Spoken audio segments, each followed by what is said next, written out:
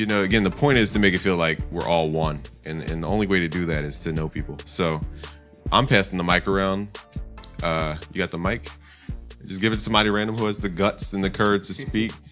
And we're just going to share one thing we learned this year. It doesn't even have to be something super in-depth. Just one thing you learned, because this is Skillshare Mastermind. So the goal is to share something you learned. So Tyler, do you have the mic? Tyler? Yeah, I got the mic. There it is. You got the mic. So something new that I learned this year, one of my friends taught me how to get a really cool wide sound with my guitar. So what I do is like I'll record like 3 or 4 repetitions of a chord progression or something where I'm strumming away. And then I offset it by 1 repetition. So say it's like a 4-bar phrase, right? And I'll have like, 16 bars, right? And then I offset it by 4 and pen 1 track hard left and 1 track hard right. And there's a little bit of phasing that happens, but it gets a really cool sound and it sounds really, really wide. It's kind of like, I don't know if anybody listens to Brockhampton or not, but it gets kind of like a Waste or a Team sort of sound on it, which is pretty cool. Awesome. Thank you for that. I appreciate that. Yeah. Because it's about the differences. The only way you can hear left and right is if there is a pitch difference or a timing difference. So that's why that works so well. Do I have to stand up for this? Stand up. Okay. Get it out there, man. Probably like one of the coolest things that I learned over the past year was stereo imaging and like the role that plays when you're making an instrumental. I actually learned it from you, and it was really cool. I never thought about sound and frequencies and the space that certain instruments can take up like that before, and it beats like a canvas now to me, and like, you know, certain things take up its own spot, and I thought that was really cool. That's probably like one of the coolest things I learned. And that's one of the secrets. That's how you mix a bass line with an 808. You know, you can have one thing in mono, one thing in stereo, so they don't conflict no matter if they have the same frequencies or not. So appreciate you for sharing that as well. Sergio taking a group photo. I appreciate that photo you captured the other day too. That was awesome. I didn't know how to like download it. Does anybody know how to take Instagram pictures legally? No. Screenshot it. I'm gonna have to screenshot it and crop it. All right, there it is. Well, my thing's a little bit less musical, but I think one thing that I probably learned over the past, like the course of 2017, was to appreciate the people who are there for you when times are good, because oftentimes it's easy to depend on people when like things are going really bad and be like, oh, I need help or whatever. But when things are going really great, oftentimes people neglect each other and they don't like they assume that you don't need help. Yeah, and so I think sometimes it's better when like everyone's connected and feels like even if things are going good, that they'll still be good for each other. Is that why you brought your female friend there? Well, no, we're She's actually awesome. not like that, but No, I mean, okay. but she's yeah, one of those people who's been there for me for a long time. So Awesome. That's what real friends are about, man. Who has everybody's like, not me. I just came to see it. No, I just wanted to give everybody. Emotional all of a sudden. Yeah. 'Cause one thing I learned yesterday was that the experience and content. Oh, welcome in. Yeah, come on in. There they are. Shout out. So who's coming in here? What's your names, brothers? Eugene and Jamal. Oh, there he is. And what's up? Joseph. There you go. Do we have any more seats? We have plenty of seats, so Awesome. Just got people coming in. just get the ones that. We got 90s girl. What's going on? What's your name? Melion. Just exotic names. Awesome. Yeah, we're just trying to make everybody feel comfortable. Again, it's not like, I don't want to be too businessy, okay? Because that's usually our brand. So what's up? Yeah, I'm trying to figure out where Oracle is. I guess he's waiting on Trizza. But again, anybody have any things they learned this year? We were asking everybody. This is a Skillshare moment. Lorenzo has something he learned this year. Where's that mic? Who's the mic? Who stole it? Give me 1 second. It was cutting out, so I'm resyncing it. Oh, okay, no problem. But again, one thing I learned yesterday was that I can say my perspective all day long, but it's about having multiple perspectives. Because think about this. What you want to do as an entrepreneur doesn't exist. It's not in this reality. We talked about this. So it's a game of getting enough people to believe in something that does not exist in this reality.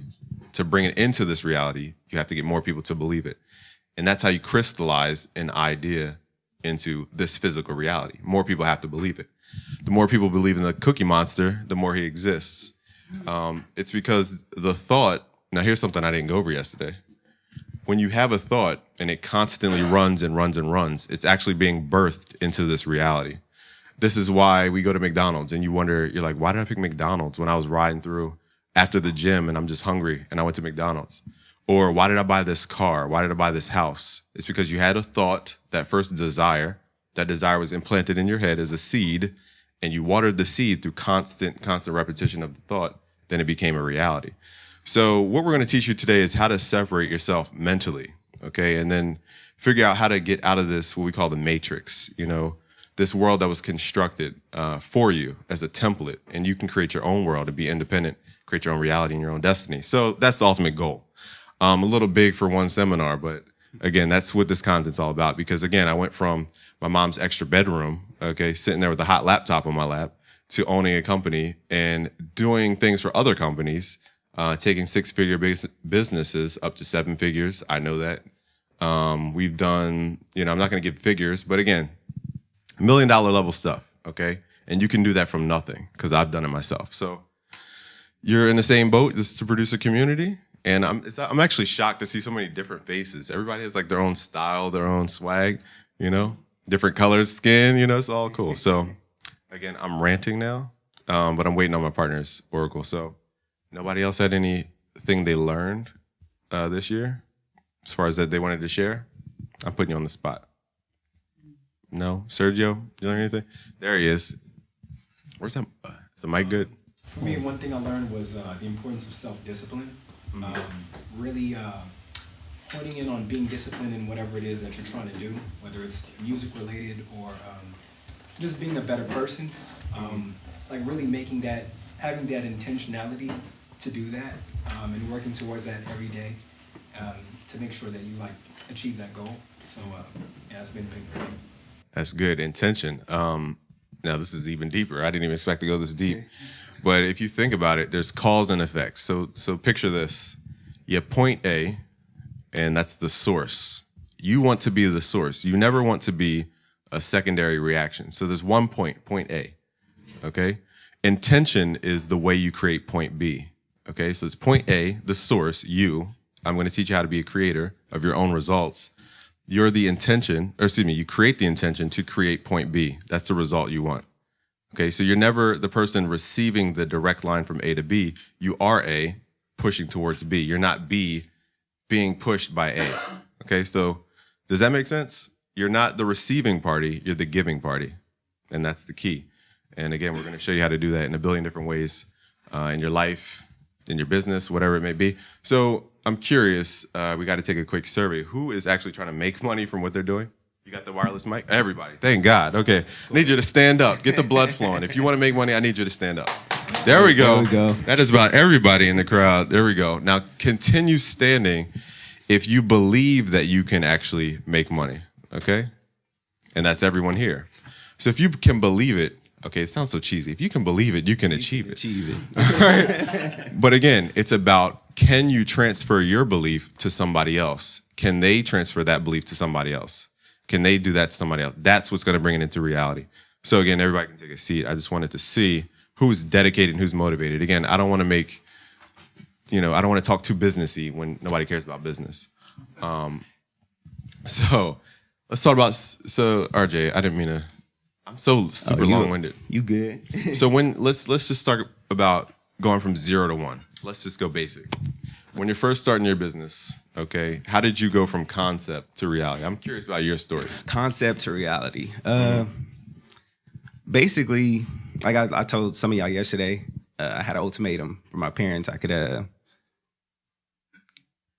go to college, go to work, or basically get out the house. So I'm like, how can I get out of this? And I basically told them, hey, if I can make X amount of dollars in 3 months, can I stay? And they told me, yeah. So I made that amount. But what got me there was focus. When I was actually in class, because at some point I had to stay in class until I actually figured this out beforehand. But so when I was in class, I would, while the teacher was teaching, I would just be filling my business plan. I'm going to take it here. I have this VST idea. Where do I want to take it? So I would be filling it. And then eventually I got the basic concept, which is the Track God VST.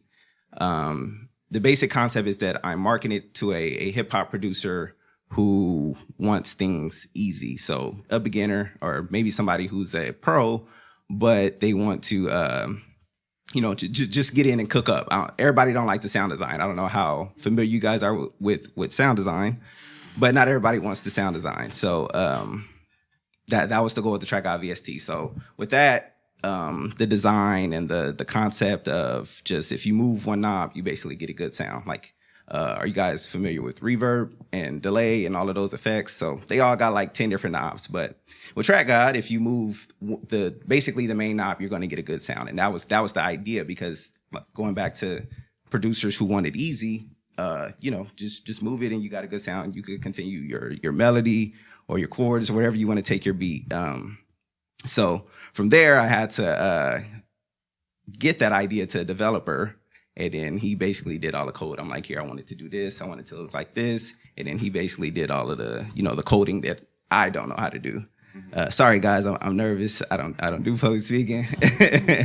But eventually he got it down. I ran some Facebook ads, some Google ads, and bam, Track God VST has been doing pretty good for the last 2 years. There it is. We got a question. There it is. A beat. Can I give a shout out to your advertisements? Because I swear, after I saw the first one where you were just like, one knob. Yeah, one knob.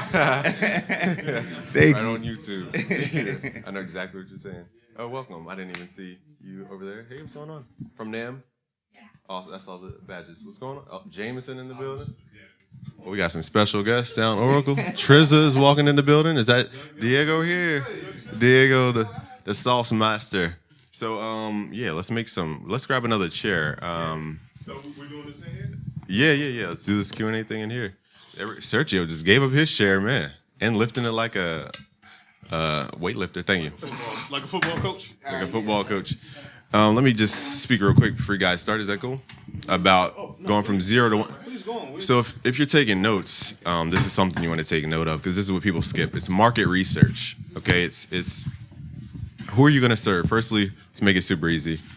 You want to come up here? Yeah. Appreciate you, man. Didn't know you were coming through. There he is. Again. Diego. Awesome. Again, he's working with Trizza Yard, doing some mastery work. Yeah, being modest. Hey, I was wondering, can we grab another mic? You have another mic we can set up, or is that too much? I don't have That is fine. we can use this. We'll share. Mike Sharon. Now I want that for our buddies here. So let me just dig into what we were going over, which is how do you go from 0 to 1? How do you go from concept to reality? So first thing is market research. This is what everybody skips. Firstly, you need to define your niche. Okay, so I'll give you some keywords and kind of speed this up. You got to define your niche. Who are you serving? What problem do you solve? If you're not solving a problem, there's no need for somebody to go over that hurdle. These girls over here, if they don't find a man that, they need to chase, there's no need to chase them, because they have plenty of men who come to them because it's too easy. They need a challenge to overcome. And that's for all the females in the room. You need to solve a problem, and that's your niche. Okay, so find your niche. Now, the niche is not always a genre. Okay, it's the intangibles, and I'm being long-winded here, but is Unquantized too late? No. Okay. We chilling. He's chilling. I'm getting some gems here. You keep talking. Okay, your brand, I went over this yesterday. Lorenzo can testify to this, and Derek as well. And who else is here from yesterday? And Sergio as well. Your brand is about the intangibles. It's about, status, for example. This is something you want to write down, because it took me years to find this, okay? Brand is about lording things over other people. This is why I'm wearing Bali shoes. This is why I'm wearing a suit that costs, a lot of money. Okay, it's why I ride in a car that costs a lot of money. It's because you get status. If you ride in a Mercedes-Benz, people see you a little bit differently than if they see you riding in a Honda Civic. And biologically speaking, if you want to get a girl, biologically they're wired to want to survive and protect their kids. So they need to know you can provide for the children, the progeny. So you can't fake a Ferrari. We went over this yesterday. You cannot fake a $250,000 car. And that's what's subconsciously happening when girls see you in a Ferrari. And that's why you see in the YouTube pranks where they pull up in a Bentley or something, like what's the other car that costs, like a Bugatti, and they can pull any girl off the street. It's not that they're promiscuous. It's that you can't fake that. So these are the things that you need to focus on, not just the genre. Like Diego probably heard 1,001 trap beats, and you're like, "What's?" You could merge trap and jazz all day long, but is that really going to make you stand out? It's not just about the product. So I know I'm kind of. Oh, what's up, brother? The brand is about hoarding. Brand is about. Say it again. You said something in the beginning. Brand is about hoarding, or what did you say? Brand Lording. lording. Sorry, yeah. Being able to lord something over somebody else. So like when you're wearing a Gucci belt, you talk to the guy who can't afford a Gucci belt, and you say, "I have this, you don't." And that's another point of branding. Again, these are the intangibles. It's a nice word for flexing. Yeah. You know, you just got to stunt sometimes. You got to brag and show that you can get the results because, again, it's social proof. I'm talking too much, but I wanted to break the ice, make it businessy, and kind of get that out the way so we can actually get familiar. Cause you see what we on. Oh, yeah, the Jameson and ginger We just ale. waiting on some ginger ale. Did you get the ginger ale? Yeah, Is there ginger ale in the building? I guess not. Oh, don't worry. It's something coming. We're going to turn up responsibly. True. So we've never done this before. So we got Oracle in the black hoodie and Trizza to his left. They have a producer podcast again, Unquantized Podcast, which is it live now? It is live now. There we Look, go. in case y'all don't know, you are on Instagram live right now. Hey. Hold on, let me flip that thing around. At everybody in the crowd. No, not at me. I don't want to see me. All right. Unquantized Podcast. We're a little late, but we're here. We have our first live in studio artist. Y'all make some noise out there, man. All right. Shout out to y'all. They turned. They turned. They had a 5. We gonna get them at an 8 or a 9. It's all good. It's all good. But this is our special NAMM edition. Both your boys. We out here in California. Yes, we out here like I'm John Nambo. Who you want to be? I'm Looper Vandross. Looper Vandross. Kid Cudi. Kid Cudi. Sample Pacquiao. Jameson Earl Jones. And we just basically we drink and we talk a lot of shit about production. That's about it. Where you from? Originally from Virginia, live in ATL now. I'm from Jersey, so. Oh, no. Okay. That's what's I up. mean, I see East you. Coast. I see you, player. We still on that coast. Man, so all right, hold on. Let me give you this like you know. So the way this usually works, but you want to see something real sad though? How many of y'all heard of Unquantized Podcast before? Look at how sad that is. Damn. Well, welcome know along. it's now. Inception right here. Hey, there you go. So welcome along for the ride. What we usually do is we go live on Instagram. Producers, they hit us up, and we answer questions for 2 hours. And, you know, we just talk about random pop culture, random music stuff. So since you're in here, your questions will take priority over everybody else. You got my good side? No, I got it. Your questions take priority over everybody else. So I know some people out there have questions like, what are y'all doing this weekend? But do any of you all have questions? Let's see. Where's Beats the music. Oh. Where's the young mobile mic? The question I probably ask you every time I see you or when I watch the podcast, or the question that probably I know Busy and I want to find out, when's the new kid dropping? Ooh. Actually, there's a couple of new kits dropping. I got one coming out in February. And actually, we got one coming out in February. Oh, and we got one Good with month, my birthday month. Works out. Okay. We'll work it out, man. Thank you, man. Appreciate it. I throw a special birthday sound in there for you. It's feeling special. You It's just gonna be the sound of us lighting a candle. You know what I mean? We're gonna sample it. I sent one back, blowing it out. There you go. You know what I mean? Fire. Happy birthday, bro. Collabo. 5% Nice, publishing. man. Oh, and just stay standing, brother. So this is one of the community members that is usually on the podcast. I think you've been on there since close to the beginning, right? I couldn't exactly. It's tell been you a when, but long time. It's been a while. So it's just crazy. Like every week you're in there and we talk to you, and now you're right here in the audience, man. So shout out to you. Shout out to Beats Music, man. Y'all give him a hand, man. He's great. It's lit. It is lit. So I'm just the guy who's gonna say random ad libs and talk a bunch of just trash. So just ignore me. Don't mind me. Okay. That is a fact. This is a hang. So that's kind of how it works. My man just asked a question, we answer it, and usually we're drinking that stuff by now, but we're gonna wait. So anybody over there got something? Let's see. Mr. Sandman Griffin, what up, homie? What's going on? Gladiator, Sandman. If y'all have questions, ask us. You know what So I I mean? wish we had a projector right now. So Do we they could- know about what you working on? No, I don't think so. Yeah, we probably should. Okay, yeah. I guess I haven't. A lot of you people. How many of you people know who I am? God, damn, we gotta. We gonna work on y'all. Yeah, we gotta get out here in these streets. We not home anymore. So, okay. So my name is Sound Oracle. That's my birth name, and I'm a sound designer. Most notably, a sound designer for Timberland and Polo the Don, and a few various other people, Trezor and Diego Ave, and all that good stuff. And the reason why we do this is I don't know if you were here yesterday. For those of you that were here yesterday, you know, is because when we were coming up in the producer game eons ago, we wish that there was this type of thing for us. Like you didn't know where to start. You had questions. You didn't know what equipment to buy. Anything. We provide that service for producers. Ask us. We have experience. We can tell you what you should be doing. And most importantly, we've made enough mistakes for everybody in this room to tell you what not to do.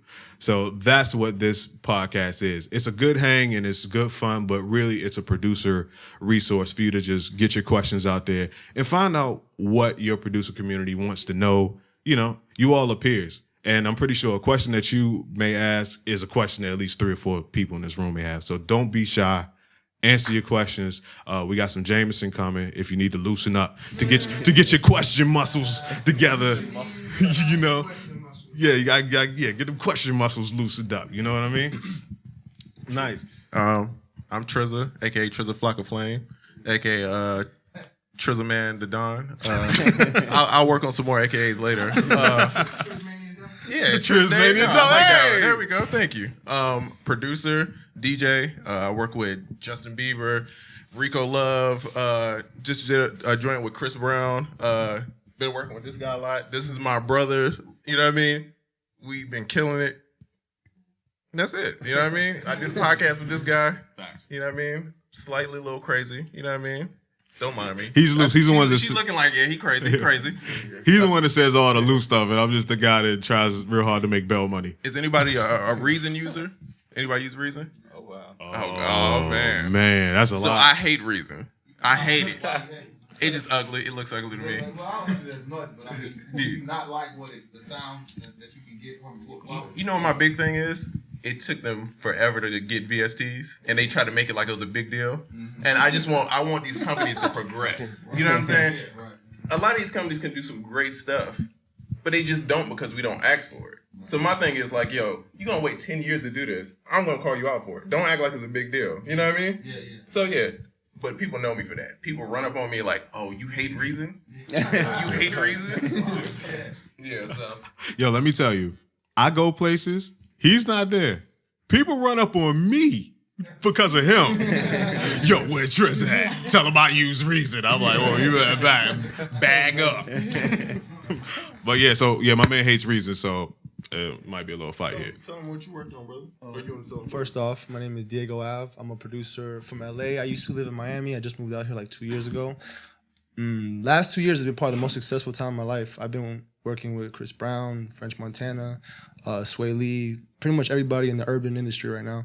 So, man, just grinding, working every day. Stuff been amazing. And linked up with Trezor for like, what, how long have we known each other now? Like 6 years? Yeah, it's been a while. Yeah, we actually have the same publishing company. Don't sign a pub deal, by the way. But yeah, same.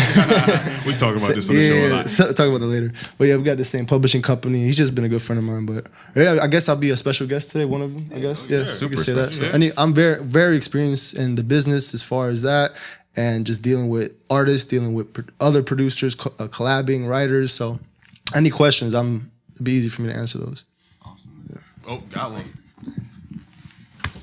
Lorenzo, there he is.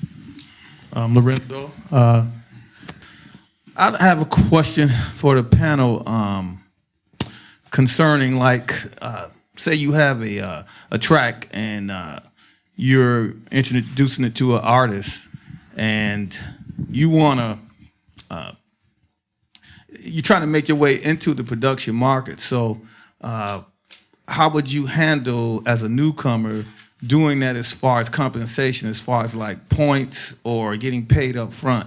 What is the going rate? Does it differ from a producer that's been in the game a long time as opposed to somebody that's just starting? Is there like a hierarchy of what you probably would ask? Definitely is. Damn, I think the answer is yes to a lot of that. Yeah. We just got to sort it out. Okay. So first, you saying, what's the very first part of your question? Was like when you're new and like if you have somebody's interested in your track, and it seems to me that what's been going on, I mean, I've been out of the game a long time, is that producers are now giving away like a track or two just to get a foothold into the industry. I mean, I'll speak for myself. I feel like a lot of it this is all about brand, right? Metro Boomin is Metro Boomin because his brand. It's not really about his beats. Mike Will, his beats are good, but everybody has good beats. You get what I'm saying? Right. But his beats also match his like brand. Exactly. You know what I'm saying? It's like exactly. They parallel each other so well that like it's this Exactly. So the brand is the most important, because I know producers who are actually terrible, but their brand is good and they make it through, right? I feel you. Or they just know people. Exactly. But to get to that next level, you got to be good and have your brand together. Okay. So as far as it goes to pricing and all that, yes, that does play a big part of like who you've worked with, because that's what it's building your brand. If your brand is a certain level, then you could charge more for it. But if you've never worked with nobody, people are going to be like, oh, I could just get this from anywhere. Right. And it's funny, we talked about that actually on the way over here. Like, how many times have you heard a song or artist on the radio and you're like, yo, this song's terrible, but you hear it all the time? That's because it's not just about being good at the music. 80% of it is all the other things. You know what I mean? So somebody can have all the business and all the brand together and be terrible at the music and still win, versus I'm pretty sure everybody knows somebody that's just nice as hell on the music, but they don't have no business about themselves. So you'll never hear them anywhere. You know what I mean? So it's brand, man. Get your brand. Can I? Oh yeah, go ahead. This is more general business kind of answer, and then Diego could share his sentiments, we'll say, and his experience. I don't mean to take up your quantized time. I just realized I forgot we're on quantize. I'm sorry about that. So, I'm here. But business is all about trust. Just like a female is not going to become your girlfriend the first time you meet her, because she needs this amount of trust, and this is all you gave her. I can't use two hands, but you're here. She needs this. So the question is, how do you lower the threshold of trust, just like a threshold of a compressor? Okay, the way you think about that, can the signal go above that threshold? That's what branding really is about. Now, when you're talking about should you take the free or the paid upfront, and that's deal science. In short, think about what we do. Okay, entry to here was what? Free for most people. Now, Puneet, actually, he's a VIP guest, but that's different, Am I saying that right? Yeah, that's fine. Am I saying your name right? Yeah, Puneet. Puneet. Okay, I wasn't sure if I said that right. Cool. And you see, I gave out free for a reason. It's because I want to deliver value so that you can trust me and understand I'm here to guide you to your solutions, to point B. I'm point A, showing you how to get to point B. So when you're doing things, it doesn't matter what it is in business. Whenever you give out free, there's a long-term game. Walmart could take a $3 hit to get you to become a customer. They might lose $3 on whatever they're selling as a deal, but long-term, they know that you're going to return back to that company $400 because they got that deal at that moment. So it's a battle of how much free do you give away? Do you have a long-term game? Do you know the lifetime value of your customer? Do you know the cost per customer? Do you know the cost per lead? These are things that separate people with, dabbling and, hobbyists from people who really do it. Because I know if I put $4 in my business, I'm going to get 40 back. And that's how you multiply your money, multiply your business. So I don't want to be so long-winded. That's my thing. But schooling right now. Diego, I mean, there's probably 1,000,000,001 scenarios. You said don't even get a pub deal. If you need it and you're starving, I mean, I'm not gonna say don't do it, because I did it. I did it for a reason. I needed it. I didn't have the money, and I was an assistant engineer at a recording studio many years back, and I didn't have enough time to make beats to do this full time. So I said, you know what? I'm gonna quit. I'm gonna get a pub deal and do this full time. It was the best decision in my life, but I'm paying for it now.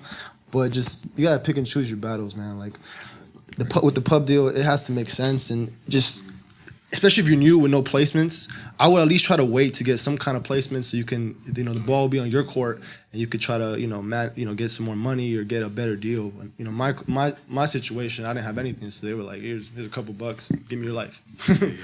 But as far as for your question, though, I wanted to add to what you said.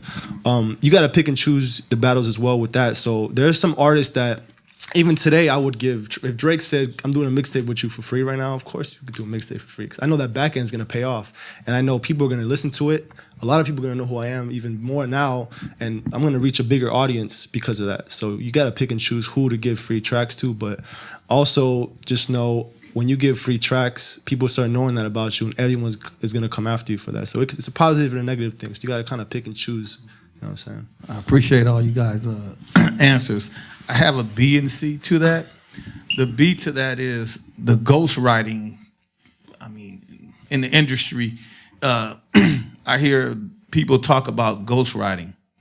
Like, if I'm understanding correctly what that is, I produce a track for an artist,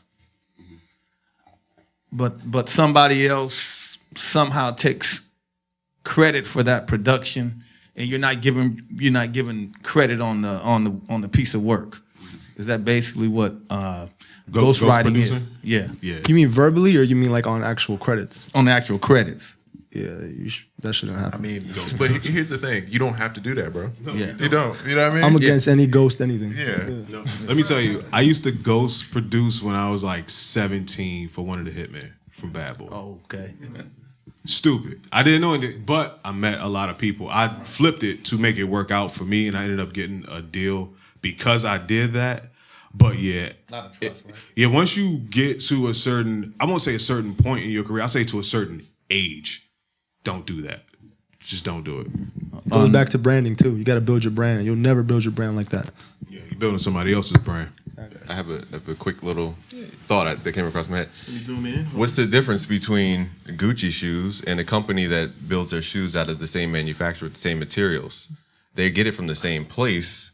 It's about who presents it to the world. So ghostwriters are the manufacturers. They're the people in China who are in Italy who are making all our stuff for whatever the fee is, but they sell it to America, an American brand who sells it for 10 times as much as they pay. It's the same exact thing in music. That's what ghostwriting is. It's somebody being the manufacturer, selling at wholesale versus selling retail. So, I mean, I'm trying to make as many kind of translations as possible. Hopefully that makes sense. But again, would anybody do that? Again, that's the battle. Diego said, would you take the bag for the long-term game? There's no longevity in ghost producing. Try to stay away from it, bro. Appreciate that. And I promise I'm going to give the mic up after this last question.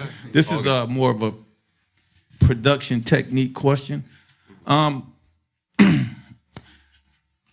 If you're presenting a track to, let's say, an artist, say it's a pretty prominent artist, would you, based on cost, deliver it in the box without any outboard gear manipulation, or give it to them with the outboard mixed back into the computer to make it sound more professional? You know what I do, bro? I make the beat in Ableton and I export it. That's it. And that's it. See, when you get to that, like that's a bit overthinking the process. Make the beat, put the stamp on, send it out. That's it. Oh, and one more thing. While you passing the mic, you had mentioned back end, bro. if they're not Drake, if they're not on the radio, do not repeat. Ain't no back end. Don't let nobody tell you it's on the back end. They're not selling. They're not making money, bro. The dude from your neighborhood, he ain't got no back end on that mixtape. They're selling lottery tickets. That's a lottery ticket they're trying to sell you, bro. Yeah. So I just want to make sure I say that because some people don't know. You know what I mean? Oh, well, since we talk about that, not to cut you off, don't fall for the exposure game either. Oh yeah. Don't fall. Hey man, just give it to me for free. It helps you get exposure. Right. People, the people that tell you that the most, no one even knows who the hell they are. So how they gonna help you get exposure? They can't even expose themselves. They can't even expose. Thank you guys. Yeah, that's probably all it is. Oh, wow. I'm gonna get my man, and then I get you next, bro. I was just gonna ask real quick. So, hold on, man. What's your name? What's your name, man? Hi, I'm Ben. All right, what's up, man? What's up, Ben? So, you guys were saying the importance of having a brand, and so in my mind, I was thinking of like two different artists, and I was thinking, is it more important to be well-rounded or have a good brand? Because I think of someone like Nav, maybe, who makes like very that auto-tune kind of high, low-cut sort of sound, and he does that every time. Versus someone like X, who would like have a really depressing song and then have like a screamo song. And so you guys are talking about brand and the importance of like not staying in your lane, but going with everything that you want to build up to. Right. So would you be more well-rounded, or would you stick to what is like working? Well, and I'm gonna make my part brief because I know everybody has something to say about this. But look at the two artists that you just named with their two totally different styles, but those are still two brands. You see what I'm saying? Your brand is whatever you want it to be. You could be the well-rounded brand. You could be the, whatever brand. The thing is, brand consistency. Whatever you're known for, just be constantly known for that. Oh no, we need that charger. Yeah, he's running out of battery. I have a good solution for this because this is the reason why we were running late. I had to prioritize something that means a lot to our business to keep it, living, so that we can give more to you. Before this, seminar, we had to meet with Caroline from Hello Stranger, which represents Razer and Razer Music brand. Okay, so why is Razer, $1 billion company, coming to BusyWorks Beats to talk business? Why? It's to show off their equipment, right? And what is my brand? Well, you use the equipment, and so people see you using the equipment, and you can sort of sell it to your audience, as in like, hey, I'm using this awesome equipment. You can also use it to make your music. Exactly. You embed your lifestyle, what you're already going to do. Now, here's the difference between a good brand and a bad brand. Bad brands lack integrity. Bad brands will take any, whatever opportunity comes their way and say that that's authentically them. Okay, so whatever you are, you want to project that so that those brands come to you with deals. Part of what I am is a computerized company. It's online, it requires the computer. So a computer is something about my brand. And then how do you align organically with something that is a good product? You actually believe in it, you actually have integrity. Never, ever break your integrity, okay? If you ever break your integrity for $1, exposure, that's I believe that you're not really a true man at that point. Real men have integrity, honesty, loyalty, et cetera, et cetera. The warrior mentality, meaning they're on a mission. So again, how do you step in front of these $1 billion companies with ease? And I've done it. So I'm not just talking, BS. This is real life. I don't even know what the original question was. I was just asking more when it comes to being, you guys were saying stick with like a brand and like brand yourself. And my question was it more important to be like well-rounded, like maybe XXX and have like a depressing song, but also like a screamo song? Mm-hmm. Or is it more important to be like maybe like someone like Nav or like Travis Scott, who is very like, not bad, but very similar music? What I think, bro? You got to be who you are. Because if you're making music that's not you, then it's going to translate as it ain't you. Yeah. So however personality you have, that's what you need to make. And I just thought of something. Your music is not the product that you're selling. You're using the music to sell something else. X's brand is not just he's emotional and screamo. It's all the antics that he does to get attention. That's who X is. So he's promoting that through his music. Travis Scott is not just his music. What is Travis Scott? Give me some words.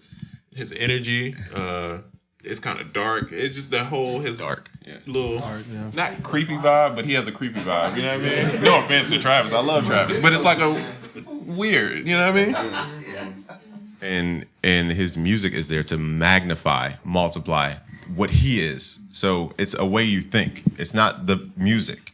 It's them being broadcast through different medium. That's really what the brand is. Hopefully that made sense. Thanks.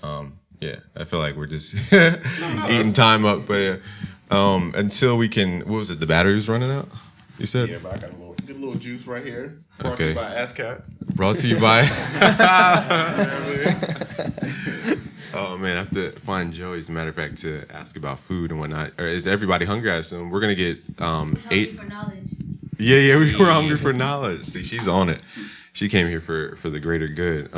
But again, we're getting like Mexican Asian fusion. It's called Cuckoo Grill. It's really good. I'm excited to share it, and I hope he ordered enough. So I actually have to go find Joey, or if Jay could see if you could find Joey for me, because we need a lot more than yesterday. Okay? Appreciate that. There's Sergio. I didn't see you back there, sorry. So, yeah, Ben, can you pass the mic? No, let's do it. I got a question. So I was talking to my boy right here earlier today, and one of the questions that comes up a lot when you're making beats is, do you have a SoundCloud? Do you have somewhere I can go find it? Now, if your end game is not SoundCloud or Instagram, and you want to make sure your beats don't, let's say you feel like you love your beats, right? And it's like your baby. Of course, most of our music is our baby, or whatever our creative process is our baby.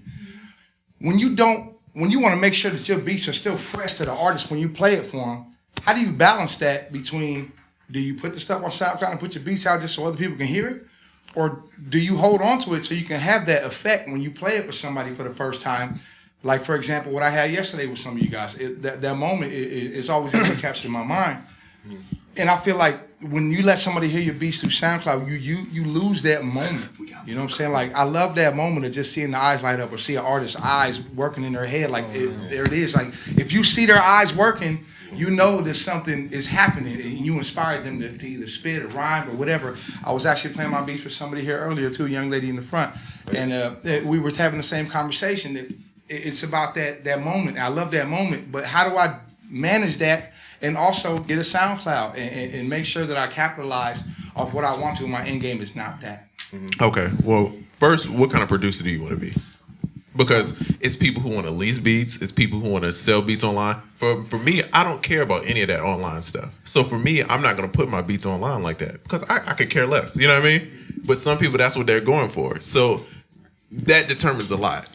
Two, if, say you put something on SoundCloud, it's new to me, bro. You know what I'm saying? For sure. You know what I'm saying? It's new until everybody knows of it. True, but what if I want to be there when you hear it? Can I What if I want to see the look on your face because you're confident enough to where I like to play my shit? Yo, let me tell you something. For the past year now, I have this new rule where I'm not sending beats to nobody. I don't care if it's A&Rs. I don't care who's asking for beats. Where's the session I'm pulling up? I want to play it with the artist. I want to build that relationship with the artist. I stopped sending beats out. I don't put nothing online. Let them have to call you so you can build that relationship with the person, because there's nothing more valuable than an artist-producer relationship. I think that's a great answer, and that's a good point. But you have a little bit of leverage in that situation. Like, yeah, I've done this, I've done that. With me, my leverage is, look, I need you to hear this shit, and I want to be there when you hear it. And it's weird that you're confident enough to where it's like, well, if you're not gonna let me be there, I don't want you to hear it. But I think that goes back to what Busy was saying, your unique selling proposition. You know what I'm saying? Yeah. Here's USP. Ours is we've worked with this person, Right. this person, right? Right. For you got to figure out how you can attract artists and still give them some value. Facts. You know what I'm saying? Facts. The beat thing is really just about being confident, bro. And just, you know what I mean? That's really all it is. Just knowing that you dope and getting to the level where you create dope stuff consistently. But you got it, man. You know what I mean? And if you are dope, they will call you I heard back. him yesterday. Yeah, you got it. And then, hey, make plenty of beats. Put some on SoundCloud. Shop some of them joints out. You know what I mean? She got something. Where's that mic? Can we toss it up to the front? In the meantime, I just had something to add. Is that I didn't mean to cut you off here. Is that it's a sales technique to get somebody in the room. They've already committed, maybe session time. I'm not sure if they were charged that. It's a matter of getting that sale closer to the close. You know, it's when you dilute. You know, you're talking to two different audiences: affluent and then everybody else. The more affluent people want exclusivity. They want to know that nobody else touched it. Only they have it. That's why they'll spend crazy amounts of money on the weird clothes. Like yesterday, I had a tie that had a bunch of hummingbirds, pattern. Thank you.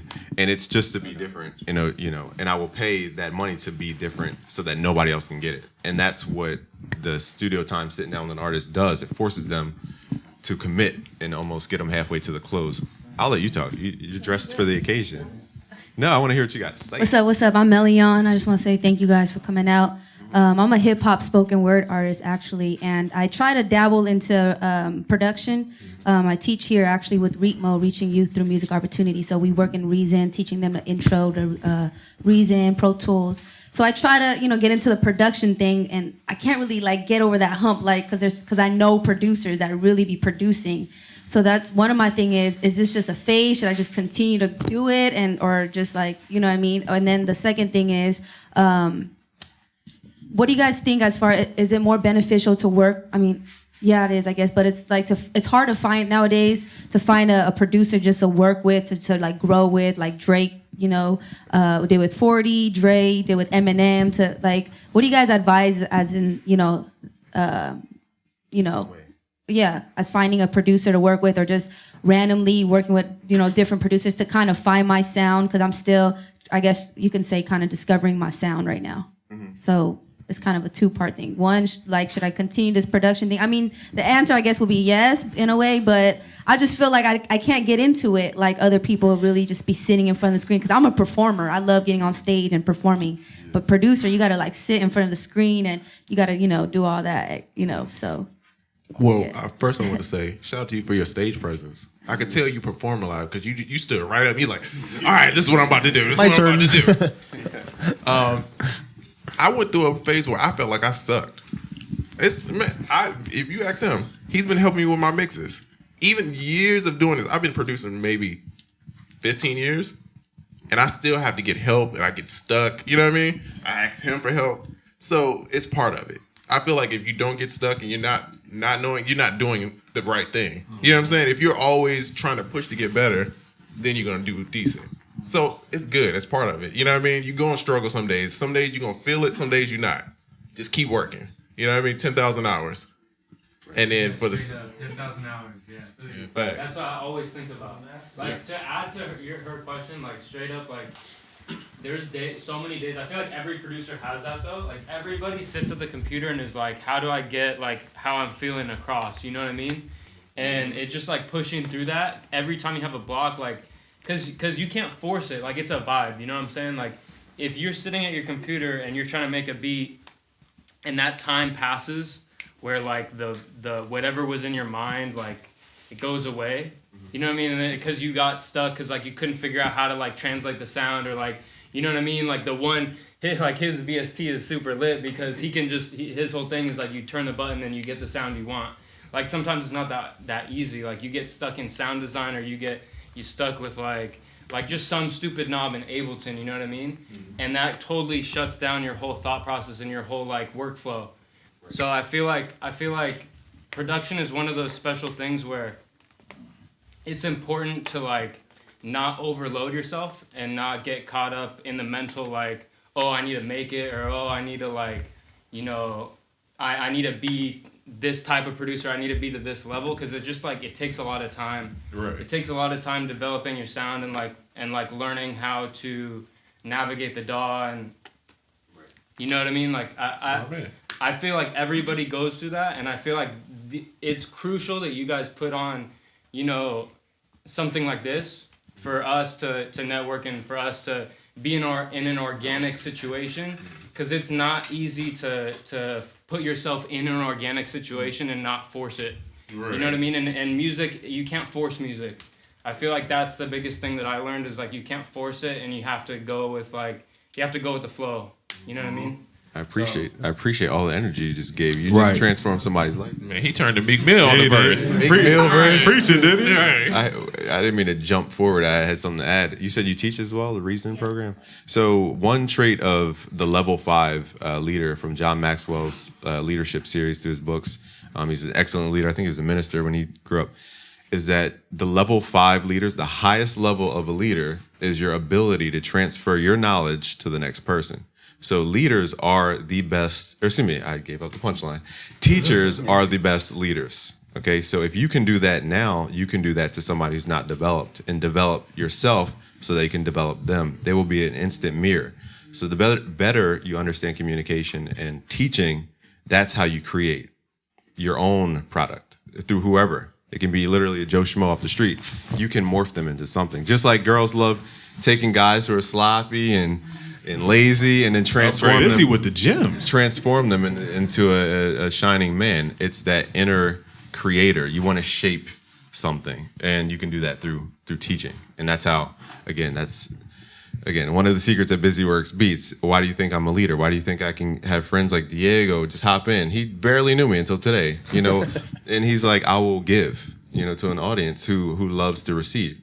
How did Trizza come here? How did Oracle fly? How many miles is that from Atlanta One side of the country to the other, bro. Yeah. Why would they do that if I didn't have some form of leadership? Okay. So this is how you expand into everything. I'm not saying they came here just for that, but I'm saying there's a deeper thing to that. So never think that teaching, because teaching is such a, we kind of stigmatize it as, you know, they can't do it in real life.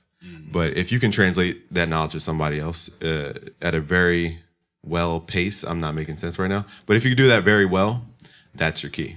Okay, so I want you to understand that that's a talent in itself. So just stick with that. I would say to create your own. And if you stuck, collab. Facts. Yo, people sleep on this collab. It's no records is really coming out with one producer. Most records that come out got 2-3 producers. You know what I mean? If I get stuck, you know who I pass it to? Him. If he gets stuck, you know who I pass it to? Me. If he send me something, I'm gonna finish it up. That's how we work. You know what I mean? So if you're getting stuck on something, find somebody else. Or sample. That's the best thing too. That's another thing too. Yeah, you could do that. Another thing too with you can collab, but don't underestimate the power of walking away. Like you were saying, when you get stuck, sound designer, you get stuck on a button, you get stuck on, walk away. 20 minutes, 30 minutes, you come back, you'd be surprised how many times it's that clear immediately when you walk back. But the longer you sit there and you agonize over it, you're killing your vibe. You know what I mean? I have a quick question, if it's cool, because I don't want to speak too much. But so how do you guys, like, obviously these are one of those moments where like you have an opportunity to like network and find people who you can kind of work with on a regular basis, or you know what I mean, like just chop it up with people who are kind of going down the same path as you. But since like there's not like a whole lot of music production schools necessarily, you know, there's Icon I know of in LA. There's like little studios, you know, like this that you can like work at.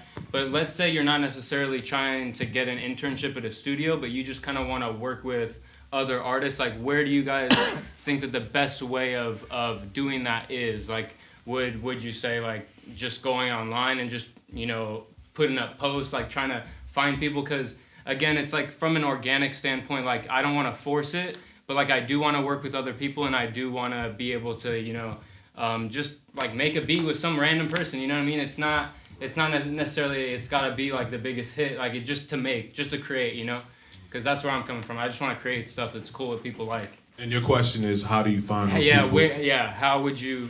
How would you go about finding people who are like that? How many ways can you think of to possibly work? Like you said, the internet, or should I get on the internet, or should I go to whatever's going on in my city, or should I just go where producers hang out? The ultimate answer to that is yes. However many answers you can think of, that is what you should be doing. There's not like, okay, this is the way to do it. You don't know the way to do it yet, so you try them all. Because one way might work better for you than it will work for somebody else. You know what I mean? So if you hear about a producer meetup in your city, or even in another city, drive there, see what it's about. You know, find influencers or whoever your peers on the internet. Try that out. You might have a knack for that. So yeah, don't limit yourself. And a lot of times we put ourselves in a box by finding the right answer. You know what I mean? And it's not a right answer. It is a group of right answers.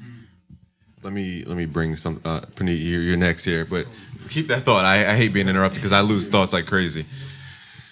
Again, I'm trying to get it like a general type of response to this is, would you go to the Gucci store to try and find the most coupon saving people in the world? No. Okay, the first thing you need to look at is polarization. There's affluent and there's everybody else. So I'm not saying look at affluent and then everybody else. I mean, you need to go to places where the people you want to see are. You know, if these females are looking for a man who's well polished and educated, they're going to be around the university guys because they're smart. They're going to university to better themselves. You know, if they wanted to find some random guy who's rough and tough, where do they go? To dive bars, the tattoo shop. I'm not saying people with tattoos are what you super trying to hard. Say? They go to my house. Come to my house. What you trying to say? Just if you're looking for the edgy guy, you go certain places. You don't go to church looking for an edgy guy. So it's where is your audience? And then the better question is, what do you have to offer that they want? Because we're too selfish to believe that people want us. You know, as guys, we think we're the crap. You know, we have our egos and we think all the girls should bow down to us. If we don't have anything that they want in us, then what are we? Isn't that a selfish view? So what do you think you have that they want? Or what do you think you offer that they don't have, I should say? And I'm not going to make you answer. But I mean, I want you to really dig in and be like, why do people come to me? Why do they want to work with me? Now, have you ever had a situation, Diego, where, and RJ as well, where somebody came to you, or excuse me, I gave up the punchline again. Oh my goodness. Like, never mind.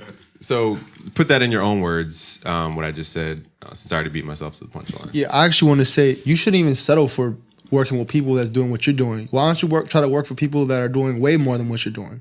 That should be the goal. I guess that's what I'm saying though, is that it's like how to go about putting yourself in the position to. Well, that goes to what he said. You said you wouldn't go to a bar to go find a nice guy, right? Well, where do guys that work consistently in the business like me? Where are we at? Studios.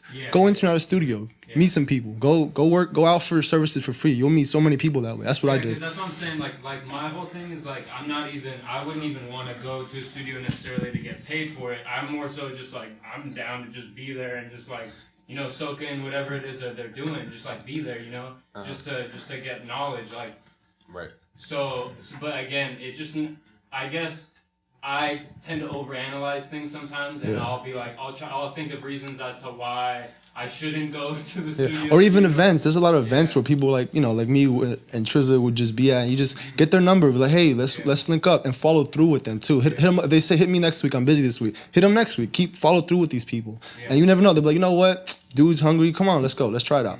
I do all the time. I did it last week. I do it all the time. I love seeing people like that want to work. I don't mind helping them out as long as they're dope. If you're dope, you get a call back from me for the second session. Just got to add value. That's the key thing. And I have one thing from yesterday. I didn't mean to cut everybody off, but these thoughts, again, I got to get them out before I lose them.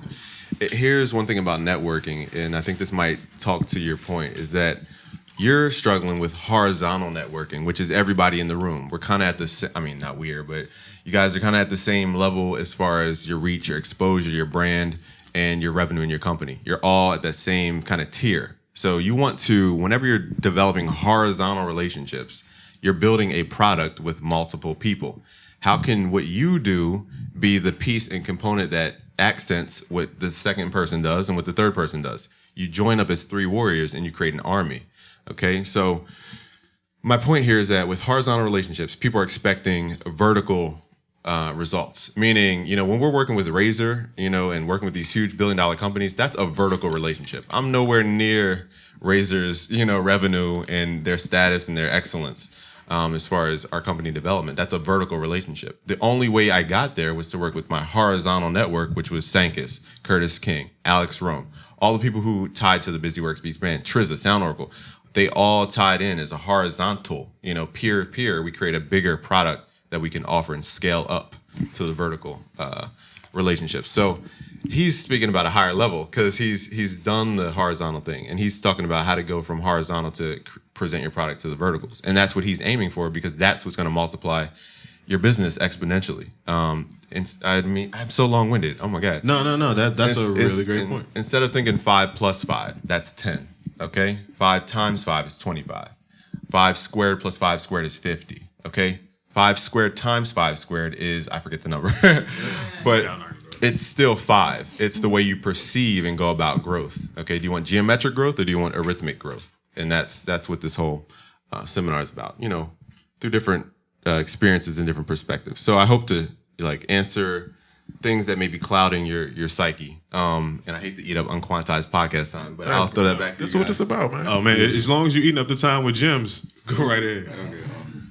What's up, man? Sorry, man. Oh, Panit, yeah. Yeah, it's your time. Your time to shine, bro. Let's go. Worries. Okay, so let me gather my thoughts here for a second real quick. I love this man right here.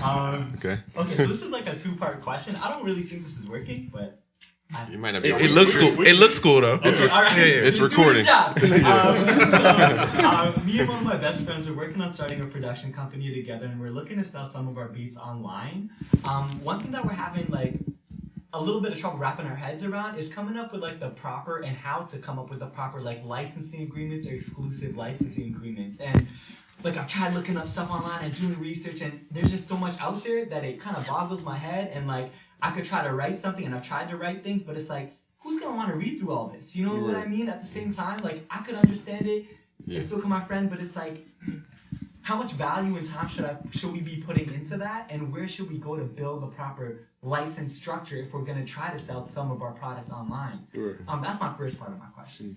Let me ask you a question back to your question. Okay, so you're talking about multiple pieces to an agreement. Yeah. Firstly, let's talk about the licensing portion. Yes. I know the popular thing is you can only sell 1,000 copies. You can only you've seen it. SoundClick, days, 10,000 copies. How are you going to track that?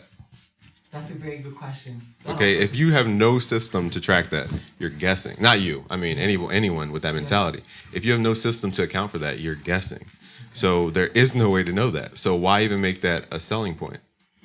It's arbitrary. So that was my question back to you. Okay, so with that being said, let's cut off like that like licensing. Okay.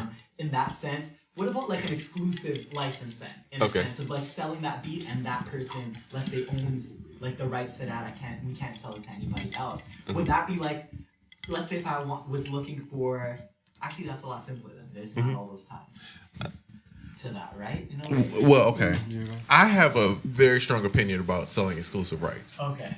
So I don't know if y'all watched like Breakfast Club. Jermaine Dupri was on there, right? Don't do it. He's talking about the Coco beat, OT Genesis, right? He went to sign the kid who produced this, right? He sold that beat for $200. That song grossed $3 million. Exclusive No rights. back end, just so you know. Exclusive rights. No back When you end. sell the exclusive rights, if I buy your beat exclusive right, that's my beat. Those are my files. So I can just turn around and sell that beat again for my rate if I wanted to, which is a very common thing. So you don't maintain any publishing rights? No. To the I mean, instrumental or anything, or- you, it's possible you can, but most of these agreements they don't. You get what I'm saying? It's exclusive. When you buy the exclusive rights, this is exclusively mine. And don't think for a second that your favorite artists, even though they're up here, their teams are looking for beats on SoundCloud pages like your page. You know what I mean? And if you're out there with the hot fire beat and nobody knows about you, you're willing to sell the whole thing for $200, man, they're gonna buy your whole catalog. You know what I'm saying? You're not I'd do it right now. Yeah. So don't just think that Joey No Name is the only person that's out here buying beats offline. No. These companies, they got hip to the game. They know it's people out there selling exclusive I can name a few songs that came from SoundCloud. What's your Trinidad James joint? Trinidad, Travis Porter, the All the Way Turned Up. They bought that from Vibes, I believe, and then KE. It says KE on the track produced it, but that's a Vibes beat. In other words, get yourself a lawyer. That's the answer. Exactly. Get yourself an entertainment lawyer. Pay the extra money to make sure you get your front end and your back end, because you can't trust these online contracts because you don't know what it says. You're not a lawyer. I'm not a lawyer. I don't know what it is. So if we're selling beats, let's say on the online landscape, how does that look like then? Like if somebody finds our beat, like do we do everything through this lawyer that we hire? Like essentially, if somebody's interested in Yes. purchasing a beat from us, that's how the best way. Like That's the way to do it. I mean, to me, that's the most secure. I mean, you could lease beats, right? To me, leasing is not as hard because you still own everything, right? Okay. But the thing is, I just don't want trash rappers rapping on my beats, bro. Facts. So that's why I don't. That's Yeah, why where's I the don't growth do in it. that? Son, anybody can get it. No, because anybody can take your stuff. I put 2 beats online, and I get tweets still from this day of people, "Oh, I rapped on your beat." No, bro, you supposed to buy this. They just ripped it. They just ripped it, and it's the worst beats, worst raps ever. And then they send you the song, And like, they check said- it out. And then they use my name, like, oh, he produced for this and he produced for me. I don't like that. You know what I'm saying? So I try to control my brand. So that's why I asked him earlier, what kind of producer are you trying to be? Because it's producers who try to do placements. It's producers who try to do online stuff. It's producers who, it's different lanes. Nothing's wrong with any of it. You just got to know what you're getting into when you sign up for it. You get what I'm saying? And there's so many questions from Ben, and then we got the Sergio in the back. So that's the order. But Answer for that. I know one of those online places like BeatStars, or I can't remember which one, like one of the online platforms, they'll actually generate a contract for you. You put in the parameters of what you want to be in the contract, and it'll sort of do it for you. And so I know, because I know they're saying lawyer, and I know like people like us, like we're looking at it, we're like, oh my gosh, lawyer, that's like $500 an hour, it's crazy amounts of money. So yeah, do what you can. But again, when it comes to law, you're going to pay up anyway if you take it to court. So you can't pay a little bit to have no chance in court, and then you're ultimately going to pay more anyway. So again, law stuff is real. It's a real deal. Some lawyers take percentages, by the way. Yeah, well, that's what I was about to say. Yeah. Like, hoping you said my that. lawyer, I met my lawyer at a time where I was kind of getting to the popping status, but I wasn't popping to be paying nobody like that. But I found a lawyer in my city who happened to be, I think it was like top 40 under 40 or something like that. And I reached out to him, told him my situation, and we just kicked it off. And he agreed to work for a percentage. He's still my lawyer to this day. This might have been like 7 years ago. So don't underestimate the fact that there are people out there, there are lawyers, especially young, hungry lawyers that might be hip like you. They'll work for a percentage. They get paid when you get paid. Yep. That's, if you can find a relationship like that with somebody in the legal space, that is the best relationship to have. Because they're not just pay me and then here you go. If they don't work, you don't get paid. If you don't get paid, they don't get paid. So try to look for that situation if you can. Thanks, guys. Sergio, I wanted to. Oh, my bad. Sergio, I wanted you to speak. And also, we got two brothers here I didn't even notice. And Tim in the back. Is that Tim? There he is. I hate to be rude and not introduce myself. Oh, wait. Okay, you look different. Never mind. You look different in the lighting. I thought we didn't introduce you guys on the left side here. Can we get more DJ to the Jameson booth? Yeah, more.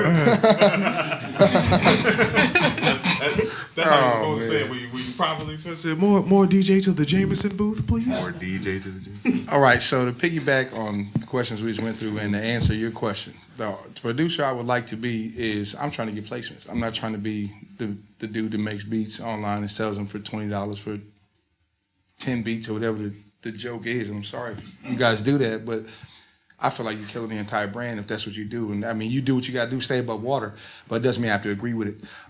So that's my goal, to try to get in. So my question is this. You're me. You don't know what you're doing, but you know your beats are fire. What would you tell me? What would your advice for me to be to get my foot in the door other than what we're already doing? Because this is a huge step for me in the first place from going behind. Like, if anybody follows me on Instagram, I got no pictures of my face on there. Okay.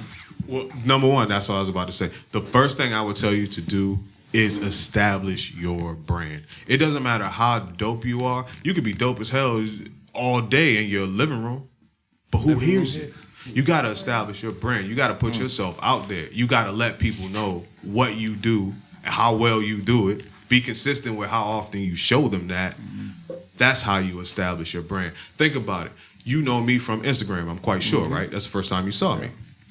Before I start putting stuff on Instagram and making beats and doing videos and all that, I had been sound designer for Timbaland for 7 years. Nobody knew who I was because I never told anybody. So I've been dope enough to work with the dopest producer of arguably of our lifetime. But if I don't tell anybody and I don't show anybody, it doesn't matter. How did you get his attention, sir? I got his attention because I was sound designing and producing with Polo the Don. And Polo and Tim have a relationship because Polo really looks up to Tim. And the way I met Polo is quite a long story. Remind me at the end, and I'll tell everybody because it's a real long story. And I'm gonna tell you a secret, bro. This placement game has zero to do with the music.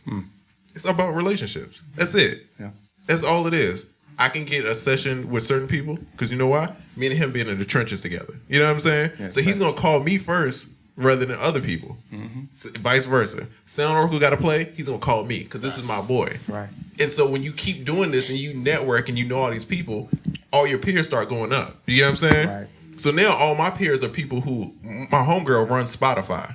The Urban. You get what I'm saying? My other homeboy manages all these artists. So I get these looks because these are my people I've been with for years. Right. You know what I'm saying? Yeah, it makes sense. So if you're trying to be a placement producer, you need to network. It's about your relationship rather than the music. The music is it took me years, bro. I felt like I just started making fire beats and then I realized that shit don't matter. I mean, it does, but it don't really matter because everybody can make fire beats. You know what I'm saying? Right. It's what else you got. You know what I mean? So yeah, it takes me back to something I've heard as I coached high school football, and some of you hear all the time. It's regurgitated. Somebody tells you good luck, and the best answer I ever heard was, "There's no such thing as luck. It's when preparation meets opportunity.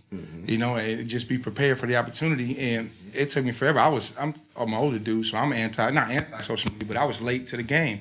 I just got on the Instagram probably less than 4 or 5 months ago, and then I ran into you guys. I started paying attention to Shout out that, to and you. that brought me here.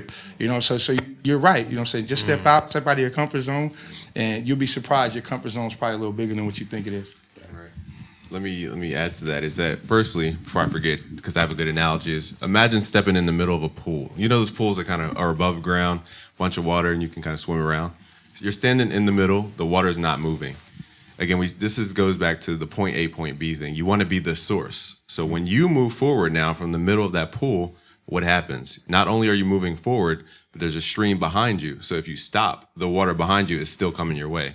So like you said, the harder you work, the more luck you create. I call it luck, but what it really is, the stream behind you coming towards your way when you stop or when you think you're going down, okay, it still comes your way because of what you created. You're the source.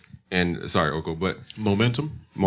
And one more thing I wanted to say is there's in business in general, you don't want to always only chase the affluent or only chase everybody else, because if you chase only the affluent and the super rich, there's only a couple of them. And then you're wondering for 6 months where that check's going to come from. And then how do you keep the middle ground even so that you can survive? So it's a balance, but you don't want to chase one or just one or the other. So it's a blend, but your story is how you do that. Yeah. Oracle, you were going to say something. You had something on your mind. Actually, no. You tied that together quite well, brother. There's a word I wanted to add too, is obsession. I think this needs to be an obsession for you. It can't be a hobby. It can't be something you want to do. It's got to be an obsession. When you wake up, you got to fall in love with it. Like you love it like you love a girl. You love it like you love your mother. That's the only way you're willing to put the time, the tears, the blood that goes into actually seeing real revenue and being a music producer and the real, you know what I'm saying? Because this shit is not easy. No. And sometimes that obsession / passion, that's what keeps you going. We all started because we had a passion. I was passionate as hell, making no money doing this. But after a while, one of the turning points, it's not a bad thing. It's one of the greatest things and one of the worst things is when you get your first check, like your first significant check. You're like, holy shit, I made a check from my music. I'm awesome. But now I got to do it again. How I'm going to do it again? Even if you know how to do it again, now it's a job. So guess what? Jobs fucking suck, okay? Because it becomes monotonous over and over and over, regardless of what the payoff is.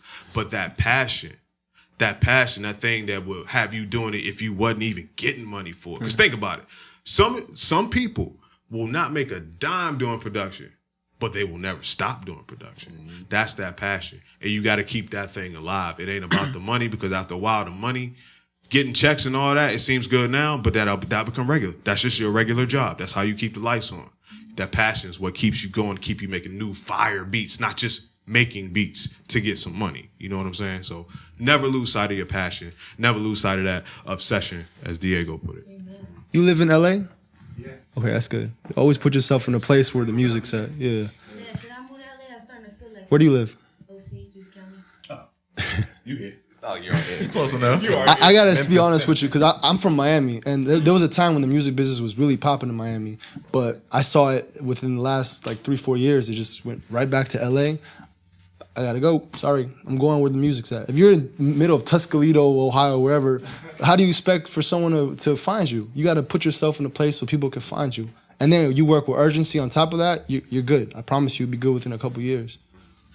And to back what he said, again, I was talking to a very high level lady who knows a lot of powerful people. She said people went from LA to New York back to LA. So, and those are the people that make decisions in the industry. So you're in the right spot. It's just a matter of figuring out how to maneuver. What time do we guys? What time do we have, guys? Oh, it's 8:25. Okay, my watch is just way off. Yeah, you're still on East Coast. But look, here's the thing too about location. Since we're talking about that, I grew up in Virginia, lived in the DMV area. Yeah, VA. Here, let's hear it. I went to college in Baltimore. I lived in Baltimore for up the hill, down the hill. For a whole bunch of years, I lived there. I couldn't make any money. None. And I'm talking 15 years, 20 years in the same spot, charging $100 for a beat. Couldn't get $100. Moved to Atlanta because Atlanta was popping at the time. 90 days I'm working with Polo the Don. 120 days I'm working with Timberland. Location matters, son. Matters. For real. Is it true that a lot of artists come out of ATL because they all support each other kind of thing. I feel like Cali is just everybody just Yes. kinda not collaborating. ATL just mass support. Basically, you figure it out in Atlanta, then you move to LA when you get money. There you go. That's really. And when you get money and people are coming after your sound, all the labels are trying to work with you. You can go wherever you want. They're gonna follow you. That's the beauty of it. It's that brand. That's all the brand. Exactly. You build the brand, they're coming to you. And yesterday we were talking about magnetism. The key is to attract people to you. You shouldn't have to go chase down 1,000,000,001 different people to get them to believe you. Again, remember, it's the trust threshold. To bring these concepts into reality, you have to have tons of people believe what you believe.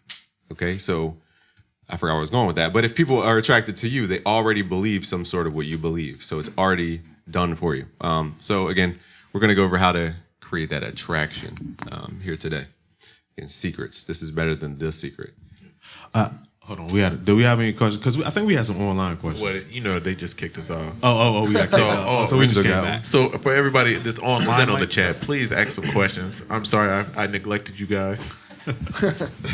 Back again. What's up, my brother? What's happening? All good. This Long is time no see, bro. Yeah. Long time no see. Glad to be here. I got another question, production or music question, and it involves sampling and sampling clearance. Don't do it. Talk to me. Talk to me. Yeah. So a lot of time, I've been doing music a long time, stopped for a while, but I may pull a sample where I just, I use it as an inspiration and put music around it. And from time to time, I may be able to pull that sample out and the music still have the feeling that I received from that sample. So my question is, sample clearance, is there a company that's a good sample clearing company that you go through, or? It doesn't matter. It's not up to you. If you use a sample as a producer, use the sample. It's up to the artist or the artist label that wants to put out the song to clear the sample. You don't clear your own samples as a producer. And take that from me, I'm for the majority of my career, not so much now, but I've been a sample-based producer. I started MPC Records. Like that's how I got down. And to this day, I just did a song for Mary J. Blige, and the sample took like hella percentage, like crazy, 40%. But I don't care because I had another record come out that I didn't use any samples on it at the same time. So I was pretty cool. But the thing is, it's not up to you, bro. So don't even worry about that. But just know you might not get that placement because of those samples. If you can get it in your heart that you don't care, like I don't care, right. Because even if it has to get cleared, is somebody collaborated with me. That's the way I look, and they deserved it. Their fair cut. So just don't worry about that. You don't have to clear anything. Let me give you a couple solutions. One is called TrackLib. It's a new company. They reached out to say, I was just gonna say that, bro. Okay, go ahead. Be an evangelist for My brother's doing TrackLib. that. Yeah, you got. Oh, wait, he's It's my brother Steve LaBelle. I don't know if you know him, but he's like. Steve, he who brought me manages to Storage? I used to work with him like every day. Oh man, I think Scott Storch is gonna meet up with Studio Link. So if you're around tomorrow, yeah. If you're around, yeah, that's my brother. That's your brother? Not Wait, literally. who? That's like my. Oh, okay. That's I'm my like, family. what? It's your brother? No, it's family. I mean, it technically is awesome. I didn't mean to take your steam. TrackLib, yeah, it's pretty much a company that they buy the rights to, kind of like they buy the rights to all these samples, and you can pretty much see, it tells you everything, like how much publishing that sample is going to ask for. You just pay a fee up front, and you get to keep the sample, and then you just send I think a paperwork to the lawyer that they give you once you buy it, and it's already, you don't have to worry about clearing it. It's done. Yeah. Tracklib.com. LIB. Like, all like one word. ad-lib. All one word. Like, you know how Migos do the ad-libs, like, Mama. Or here's another one. Track, you know? They have a lot of royalty-free kits as well. I mean, those are. I know somebody here that. Slow it down. Yeah, so there's only one actually that I use. Thank you, my brother. You wanna? Yeah, theproducerkit.com Right. or soundoracle.net. We Facts. make sounds, royalty free. You don't have to use them exactly. What I personally do is I'll flip them. I'll reverse them, pitch them down, stretch them out. Right. So many different ways to manipulate it, make it sound like a whole new sample. That way you don't have to worry about no sample clearances, and their stuff sounds incredible too. Shout out to Sound Oracle. I did listen to a video tutorial with a guy who used some of your stuff, and it was pretty amazing. So I'll be buying some stuff tonight. Thank you, man. I really appreciate that. And we don't have effects like we usually do on Fridays, but It's lit. We normally have a little thing. We got air horns and bombs and stuff. bruh. I had nice chairs. Yeah. I bought one as a matter of He needs I got some something milk. for Lorenzo is that a very high level exec from a record label told me this, and I've studied it and seen the validation for it. I think you said you build around the sample, and when you take it out, did you say you do that? Yes. That's actually something that high level music producers do, and the execs tell them to do that. Listen. They'll take a hit song or something that resembles what they want to match. They'll implant it almost like a loop or a sample, and then tell you to build chords around it, build leads around it, build drums around it, and then you strip that out, and that becomes the next hit song. This is what It's a formula. It works It's all the a time. You formula. can't copyright chords, so you'll always be fine. I built a career on that. Yeah. That very method. So I don't know if y'all caught that, but that was a gem. I built a whole career on that, and I help other people's career go to the next level using that very same method. You know, Busy, aka Jim Carrey. Jim Carrey. Wait, what do you call I was gonna say Jim Jim Jones, Carrey. but Jim Carrey, I Jim like Carrey. that. That's why Any we more love questions? Trizza, man. You gotta love Trizza. And that's again used by, current record labels. I'm not gonna put any names out there because political ties. But again, that's really something they have in that formula book. Diego just said it's really a formula, and that's just one piece to the formula. I'll give a couple ones. Who's songwriters? Stand up if you're a songwriter. That's about everybody. So we're gonna get some exercise. Hey. I need you to stand up. Now stand up if you made a great song in the last 3 months. If you believe to yourself you made a great song in the last 3 months. Okay, so you like believe that. in No yourself. bicep, I like Awesome. that. Now here are some Eric. tricks. You can all take a seat now. That was a good way to get your blood flowing as well. But there's a couple tricks. And I don't mean to be so long-winded again. But this is another tangent. You better talk that shit, boy. Another tangent. Songs that work. Talk that shit. Okay. Is if you listen to T-Pain songs, you see it in almost every hit song that T-Pain made. It was scary how many of these things that T-Pain did. One is to say the word "you" within like the first 30 seconds or 15 seconds. And then he gives you a command. What is it? It's a call and response command. Like everybody hands go up, and they say that. It's another thing is say it 3 times. I'm gonna buy you. Well, I can't think of a song where T-Pain says something 3 times. It's very common in trap. I have a tutorial coming out about how to build chord progressions and trap lead melodies, and that's one of the things that we say 3 times. 3 times. Yeah. These are little things that separate greatness from average. I don't know if that's going to apply to everybody here, but I just thought I'd share that. Those are just a couple. There's literally like 7 to 10, and we're doing more course material on it, which VIPs will have access to, beta access to before we launch it. So Puneet, again, you're going to be one of those people. Shout out to the VIPs. So we break down what makes a hit song. It's really a formula. And I'm knowledge glad- is key. You have to know it. You have to know it too, so you can break it. Because you use it to apply it, but sometimes you can use it and break it. Like in trap music, if you notice, there's not really a formula anymore. It's just one giant verse, and there'll be a hit. But to do that, you have to also know like why does that work. You have to have knowledge on everything, man. It's so important. And this goes back to what Oracle said yesterday. You have to have the wisdom to adapt. Right. It's the wisdom that carries you through the sine wave of ups and downs. What we say, like Bruce Lee, be like water. You got it. Awesome, man. That's dope. So you guys might be a little biased because you're producers, but how do you guys feel the importance of lyrics? Then there's mumble rap nowadays. I'm not biased at all. How do you guys feel about that? Let me speak to mumble rap because there's a misconception and a stigma. Mumble rap is really phonetic, and what makes language is sound. It's phonetic. So that's how we can listen to German music and understand it, or listen to some foreign music. It's universal because it's sound. It's phonetic. It's based on sound. So that's giving credit to mumble rap, firstly. Yeah. But secondly, words are powerful. Words are spells. That's why they call it spelling. You're casting a spell with what you say. That's why if you curse someone, you're literally putting a curse on them. If you bless someone, you're putting a blessing on them. Those are considered almost witchcraft things. Lyric matters. Words matter. Every word that I say has the powerful phrases. You, thank you, new, free. These are all powerful words. And when people incorporate this into music, their goal is to become more familiar with their audience so that we went over this yesterday. It's a long answer, but everyone has this ego that's blocking them from receiving. Our goal is to lower their ego through lowering that threshold of trust so that we can give them something they don't even want to receive.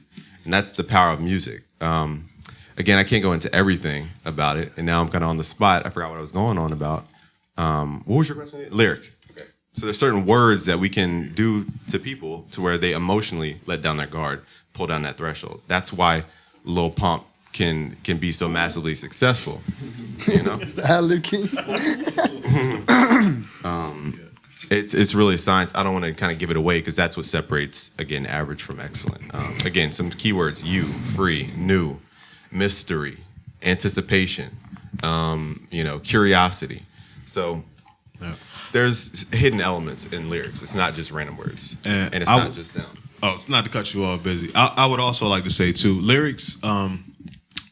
Some people, it's just the vibe. Like, oh, lyricism. If you were from this time, then you're about lyricism. If you're from this time, it's mumble rap. The thing is, it's not about lyricism and it's not about mumbling. It's full circle. Think about it. Hip hop started with fun. People were just trying to have fun. The dumb stuff, Sugar Hill Gang. So I go through the Knicks play basketball.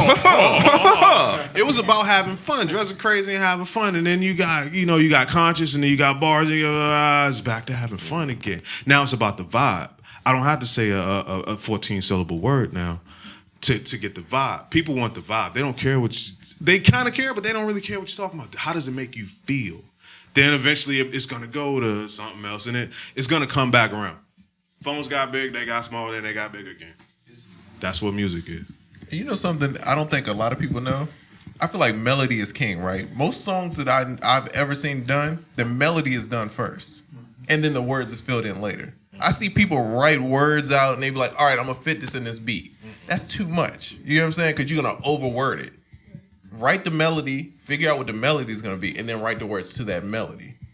I mean, I'm sure some people know that, but I feel like some people don't know that. No, you're right. That is a gem. That huge artist. Almost every huge artist. Sean Garrett, Rock City, Esther Dean, they all write melody first. And then they fill in the words. Melody is king. So it matters. It really matters, but melody is king. I just thought of something about hip hop because you were saying how hip hop was a ha ha ha ha, and all that. But rhyming, this seems so basic, but it's stuff that is basic that we don't observe because we just take it for granted. Rhyming is actually a super powerful, unconscious, subconscious way of breaking down that barrier that I spoke about and communicating. Coca-Cola, that's a rhyming word. It's a rhyming phrase. It's female, Coca-Cola, female rhyming words, means 2-syllable rhyming words. Again, I'm not giving out all the secrets because this is for stuff later down the line, but these little things, again, are what separate. And again, if you think a song is great, break down why it's great. It's not just the lyric. It's not just the beat. It's other things. So again, I'm giving too many gems out. You gotta say that last line again. If you think a song is great, break down why do you think it is great. That's so important. Yes. Listen to hit records. Why do I love this so much? And apply that to your music. We talked about that yesterday So too important, here bro. as well. It's not just that people like this certain thing. We talking about trap, I believe. Well, why do people like it? Well, is it the 8 about that song? Is it the bounce? Is it this? Is it relatable? That's the biggest question for lyrics. Is it relatable? If it's not, if I'm not in the club or wherever you want someone to be at that moment, and if I'm not there and I feel like I can't say what you're saying in that song, you probably shouldn't say it. You know what I'm saying? Is it relatable? That's the most important thing. This just reminded me of something. RJ was speaking about this yesterday. Remember you said you want to be relatable in the language you use on your sales pages or your lead magnets, whatever it is. Remember you talked about the for show thing? True. Break that So, down for us. yeah, so as a advertiser, you want to be of your community. It's easy to do if you're just being yourself. So for me, I'm in the hip hop scene. I make hip hop beats. So I took my VST and I thought, as I said, it's marketed to hip hop producers. So when I make an ad or when I write my website copy, sorry again, I'm nervous as hell. You got it, bro. You good, bro. When I write my website copy.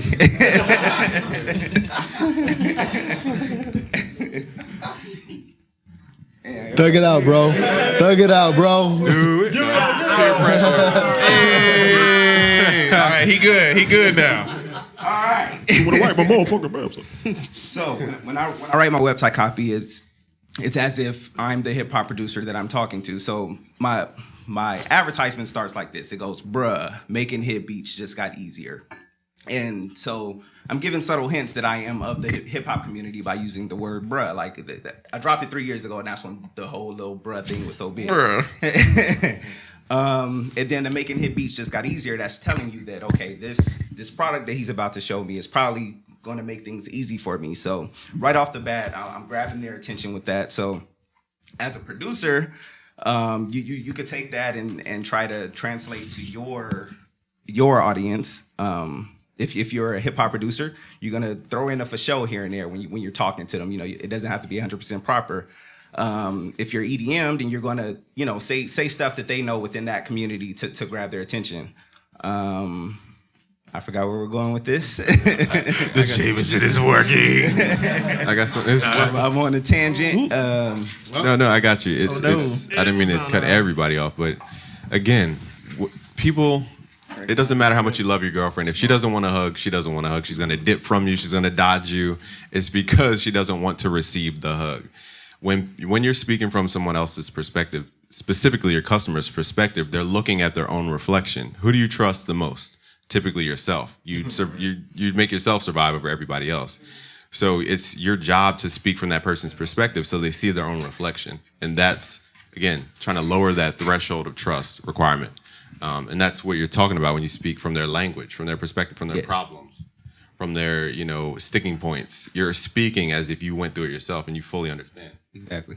It's authenticity through lyric. And that's how Lil Pump can get away with rather go and buy Balmain. Gucci gang, Gucci gang, Gucci gang. I see y'all. I see him force you to raise your hand. Go ahead, ask the question. What's up? Don't be shy.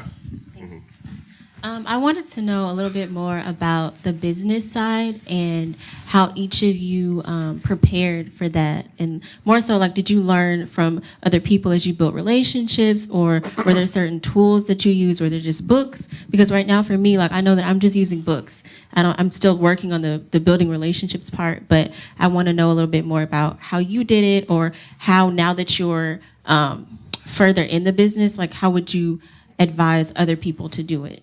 What's your name? Ashley. Ashley. Okay, cool. I learned from experience. I moved to Atlanta on my birthday, 2007, right? 2 days within that, I was an intern at Disturbing the Peace with Ludacris, right? I seen a guy passing out CDs, and I was like, yo, how do I join? I started passing out CDs, and then I realized to being a first-year student, you have to intern. So I could get all my friends to intern, right? So I got them 20 interns, so I got a check for getting them 20 interns, right? And that's how I learned so much about being in the industry, is because I was around these people who were doing stuff that I'd never even seen before. To me, the music industry was like a made-up thing, you know what I mean? I'm from a small place in Virginia, you know what I mean? 8,000 people. I'd never seen any of that. So that jumped me up. I learned so much more being around that. And then I took that situation and the people I met, and then I went to the next situation, which was a guy named K-Fam who was at NAMM just recently. And I met Brian Michael Cox and all these people through that.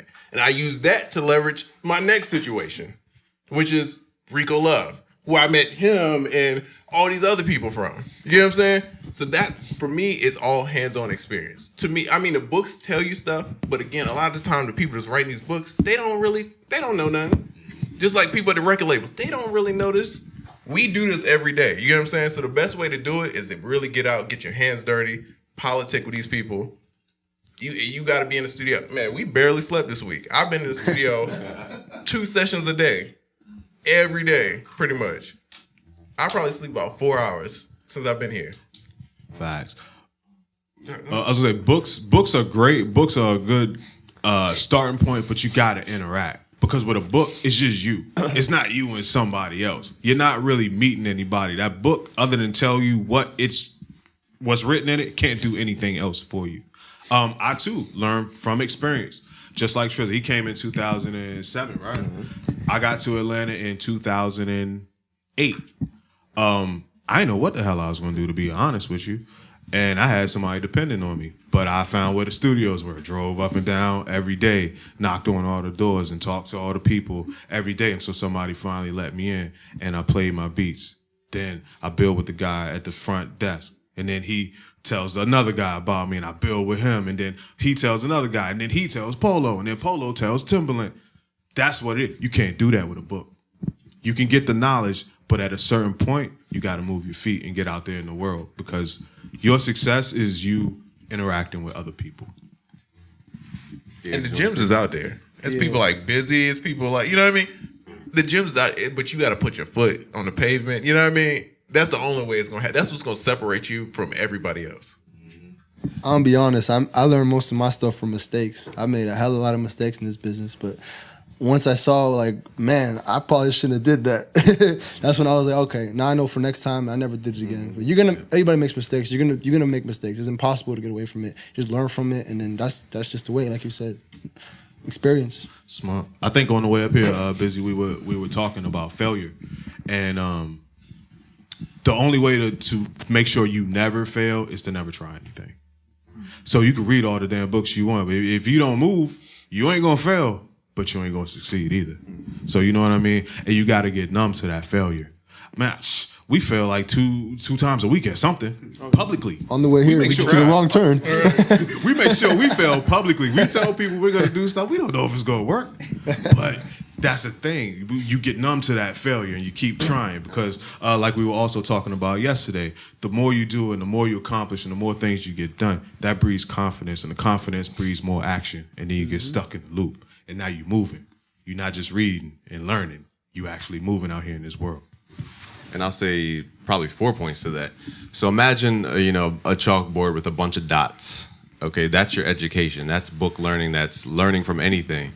What connects the dots is experience. So that's the first part. Second part is, who did I learn from? I have mentors, people who have done it, who actually have done it and actually created the results for themselves. They have the what did you call it? A map? Oracle, you called it like a treasure map. Somebody already has a treasure map, or the toolbox, or actually like a treasure map. They have the mapped out path, blueprint, for you to go from point A to point B. I've had mentors. Frank Kern is my ultimate favorite mentor. Jay Abraham, Dan Kennedy, Ryan, I'm losing his name, Ryan Dice, Jeff Walker, Dan Pena.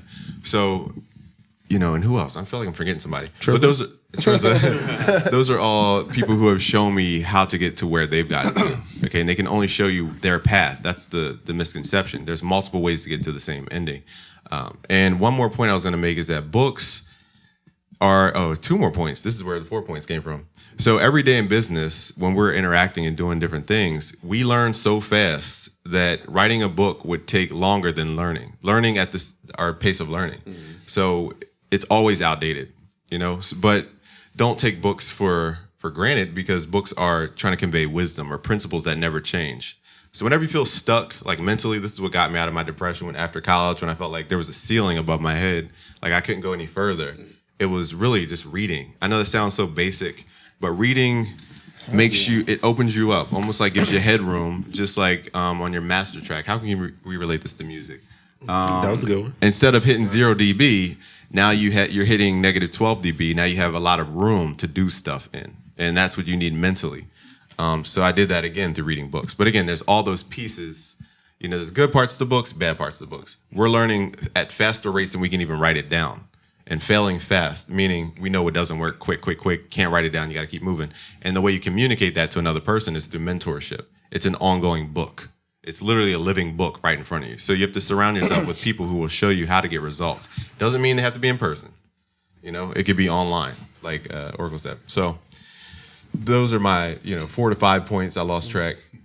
I think more importantly than getting books about like the business is getting books about there's a lot of books that kind of can relate the emotions people go through, like, especially as producers. It's not easy. You're going to go through a lot of emotions. You're going to be depressed. We've all done it. But there's books that can kind of like help you through that too. Like, to me, there's a book called The Subtle Art of Not Giving a Fuck. I think you guys should. Mark Manson. Please check that book out. It helps me a lot through making beats and getting through how hard the business is. That, and then the what's the book I told you about too? The Alchemist. That's one of my favorite books of all time. I think those 2 books, after you read them, you understand, like, okay, now I really know what it takes to be a producer, at least on the emotional tip, because to me, that's more than half the battle. It's funny you brought up The Alchemist. I'm not sure of the storyline, but is it taking a negative, turning it into a positive? Is that kind of storyline? It's so many things in one book. It's not like one. Oh, okay. Every page is like a new thing you can learn about something. Yeah. Awesome. And I said this yesterday. I don't mean to be reiterating, but I want to make sure I create as much value as possible. Is that, again, this comes from the Kabbalion, which is an ancient Egypt book and teaching. How do you turn a negative into a positive? It's your mind's power. It's your willpower over how you perceive something. Deepak Chopra teaches about this in his 7 spiritual laws or something like that. How do you whatever you think is bad that's happening to you, in that moment, it seems like the worst thing possible. But then when you look back, you're like, oh my God, I'm glad that terrible thing happened because I would not be here if not it were. How do you say? If we're not for. Who's good at grammar? Yeah, that if one. it were That. not for, there we go. If it were not, oh my God. If it were not for that terrible moment. So how do you turn negative thoughts and negative things into positives? That's the power of you as a being. You know that relates back to the story yesterday. Once all my stuff got stolen and all, I went through a super hell point. But if it wasn't for that, I wouldn't have been like, I got to get the fuck out of Baltimore and come to Atlanta. It was that negative moment that I thought was the lowest of the low points in my life, and it was pretty low, but it's the best thing that ever happened to me. Yo, the key is try shit.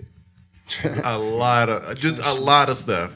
I've been a wedding DJ, I've been a regular DJ, a club DJ, a strip club DJ, and I realized I don't like any of that.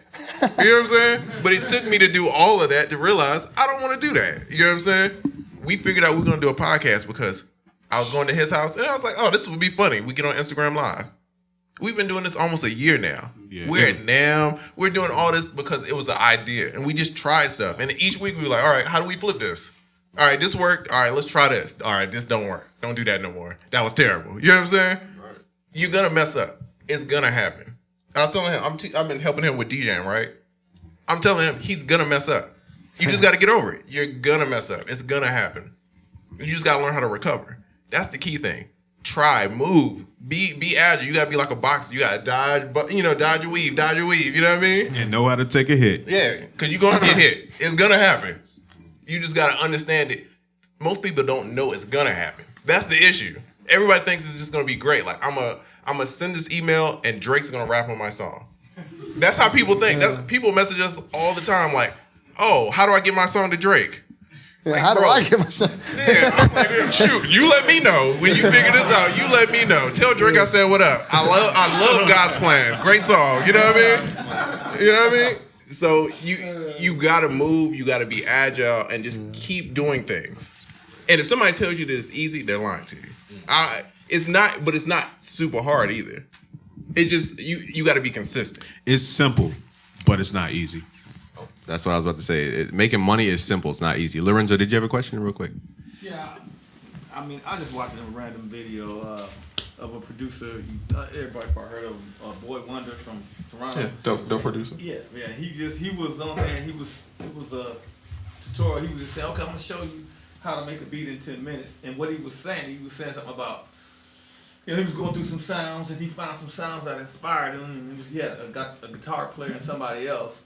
And he was saying, see, and the name of the video was in 10 minutes. So he was saying if it doesn't come to him in 10 minutes, then it just doesn't come. And I'm like, sometimes that's right, but sometimes you gotta wait on it. But I mean, what do you guys think about that statement of you feel that fire? He was like, I feel like I gotta get that fire. Cool. I'll let them go. I just wanted to, since you spoke about time, what time is it? Because we have to do things before we have to wrap up. 8:55? Okay, because we want to do the playback of your tracks, and for the VIP members, we want to save time for that. At 9 o'clock? Yeah, whatever. Yeah, 9. What time is it again? 8:55. But yeah, we'll figure out a way to squeeze it. We got to eat still. But what are your opinions on that? I just want to make sure. I think that as long as you pull up to a session and every time you play a track, their heads are like, what the F is that? That sounds crazy. That's all that matters, bro. It doesn't matter if it takes 5 minutes, 30 minutes, an hour. Sometimes it take me 10 seconds to come up with an idea. Like, oh, wow, it just came to me. Other times I'm like, yo, I can't think of nothing. I'll start going through some of their samples and I'll just come up, oh, what is this? Okay, let me flip it. Boom. You know what I'm saying? It don't matter. Don't worry about how long it takes. I've taken an hour to make a beat before, bro. It don't matter. But as long as it gets placed, that's all that matters. I mean, and that's a fact. Don't take someone else's formula and 100% apply it to you. And like, well, what the hell is wrong with me? I can't do it in 10 minutes. Like you said in the video, yeah, he had a guitar player and a this and a that, and he probably had a this and a that. And you don't have a this and a that. You got a those and a them. You know what I'm saying? So don't try to apply that formula. I mean, try it out. Like Trizza was saying, try shit. Maybe you're a 10-minute guy. Maybe you're an hour. Maybe you're a day. Whatever you find what you are. Because the thing is, whatever you get successful doing or whatever you have to do, that job that we talked about, whatever you get stuck with doing, that should be something that is comfortable for you, that you want to do. So just find where you are. And that applies to how long it takes to make a beat, what type of beats you make, and what your brand is and all that. Find you and all that. See what other people are talking about, but don't lose yourself in other people. I have something a little more technical, probably not so creative, is that I've noticed, just something I've noticed, that after the hour mark, I tend to take the song to the different level. And my perception is that maybe after the hour, I'm looking at the song that I created almost like it's a new song. Like I looked at the canvas that was blank and I created something. Now I'm looking at this new canvas and I'm trying to create something on that. So it changes. You're not, you know what I mean? You're looking at it like it's two separate things. I've just found that at the hour mark, but I think that's through practice and whatnot. I've never listened to a song and be like, you know what they did with that beat? They took 10 minutes. I've never done that. Nobody cares, bro. As producers, we overthink shit. You know what I mean? And I keep cursing. I'm sorry, but you know what I mean. Well, we we do that overthink on this shit. show. You know what I mean?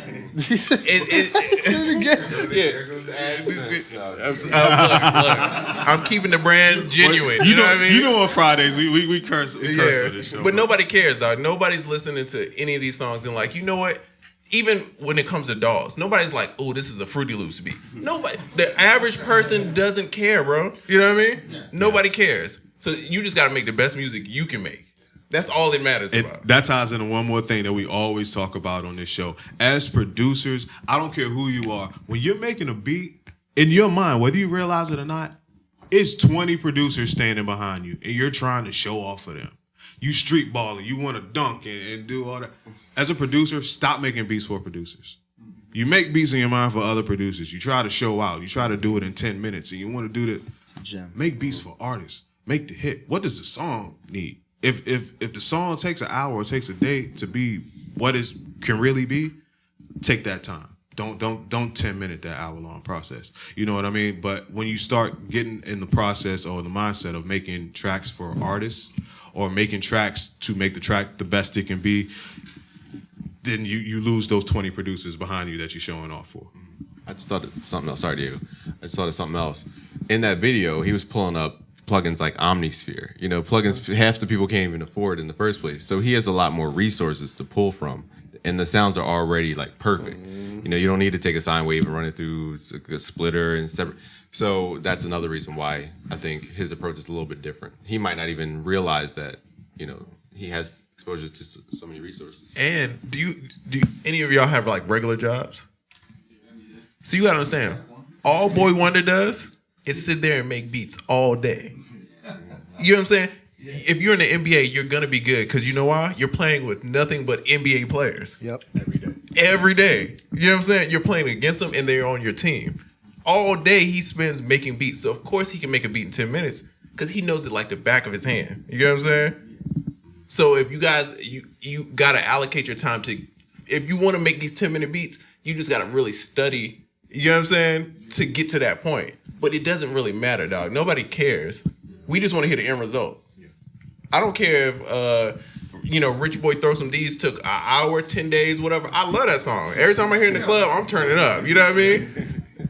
That's fact. That's fact. Yeah, the 13-year-old girl in Nebraska that likes your song, she don't know about a DAW. She don't know about instruments. She don't know about nothing. She know the song is jamming or the song sucks. She's like, what's Keep that Omnisphere? in your mind. Facts. Some genres you literally can't do it in 10 minutes. Sometimes I've seen engineers take at that's least impossible. 20 to 30 minutes just setting up drums for like a pop track. And the structure literally there's no way. I mean, there probably is a way, but in generalizing, sorry, I got these braces in. Generalizing, again, when you maybe for trap and looped kind of genres. Yeah, it's different. So yeah, it's a completely different ballgame. But again, I don't know what kind of music you're going for. Hey, my man right here. What's your name? You. Me? Yeah. Nick. Yeah. Everybody in the chat keeps talking about your beard. How awesome is this? So I just want to let you know, bro. I keep saying that. It's like, yo, his beard is awesome. Took time. Hey, man. 10 minutes? An hour? Did it take 10 minutes? We don't care. This looks good. No 10-minute beard. Yeah. 10 years. Oh my goodness. Any more questions? I have a question. What's up? Young Nick, what's good? What's good? I've recently been dabbling in sampling, so I've been using SliceX and also sort of getting used to like WAV files and all that. But are there any sort of, I guess, different sampling software that you guys use that like very beneficial? I know what you know what. I already know. There you go. Serato sample. My favorite plugin right now. Serato sample. Those gems.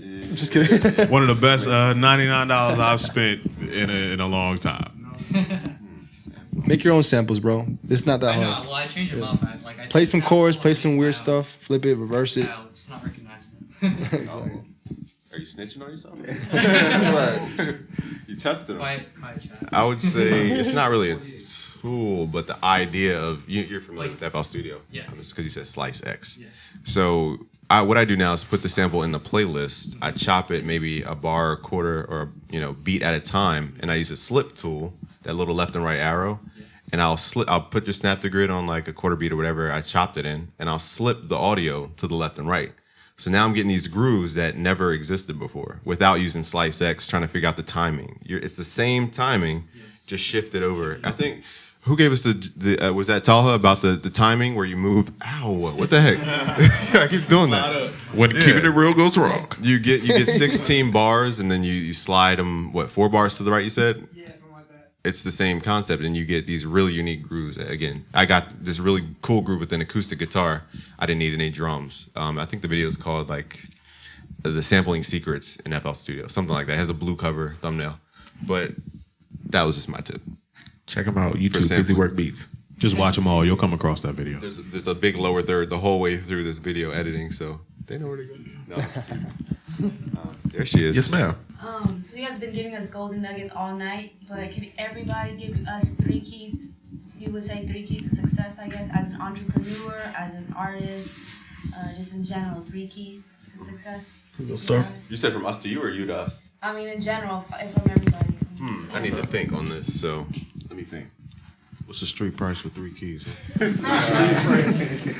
Awesome. Love your energy, by the way. Thank you. Okay, well, I'll just start. I'll just jump out there while everybody else is thinking. One of the first things I would say, if you know my site, you know my tagline is be different, be dope. Those are my first 2 keys. The first one, is be different. I said yesterday, it could be 100 people. Everybody has on white t-shirts. You want to be the person with the red t-shirt on. So you instantly stand out. And that's just from trial and error by being different. And the reason why be different comes before be dope is because once you are different, and once you have on that red t-shirt and someone singles you out, whatever you bring to them has to be the shit. You know what I mean? So be yourself. Be the best you can be and just be dope as hell at it. My motto is stay dope, have hope. There it is. We read from the t-shirt. Can I get a t-shirt? You know what I mean? Yeah, definitely. And my third one, and I'm really gonna wing it because I got so many.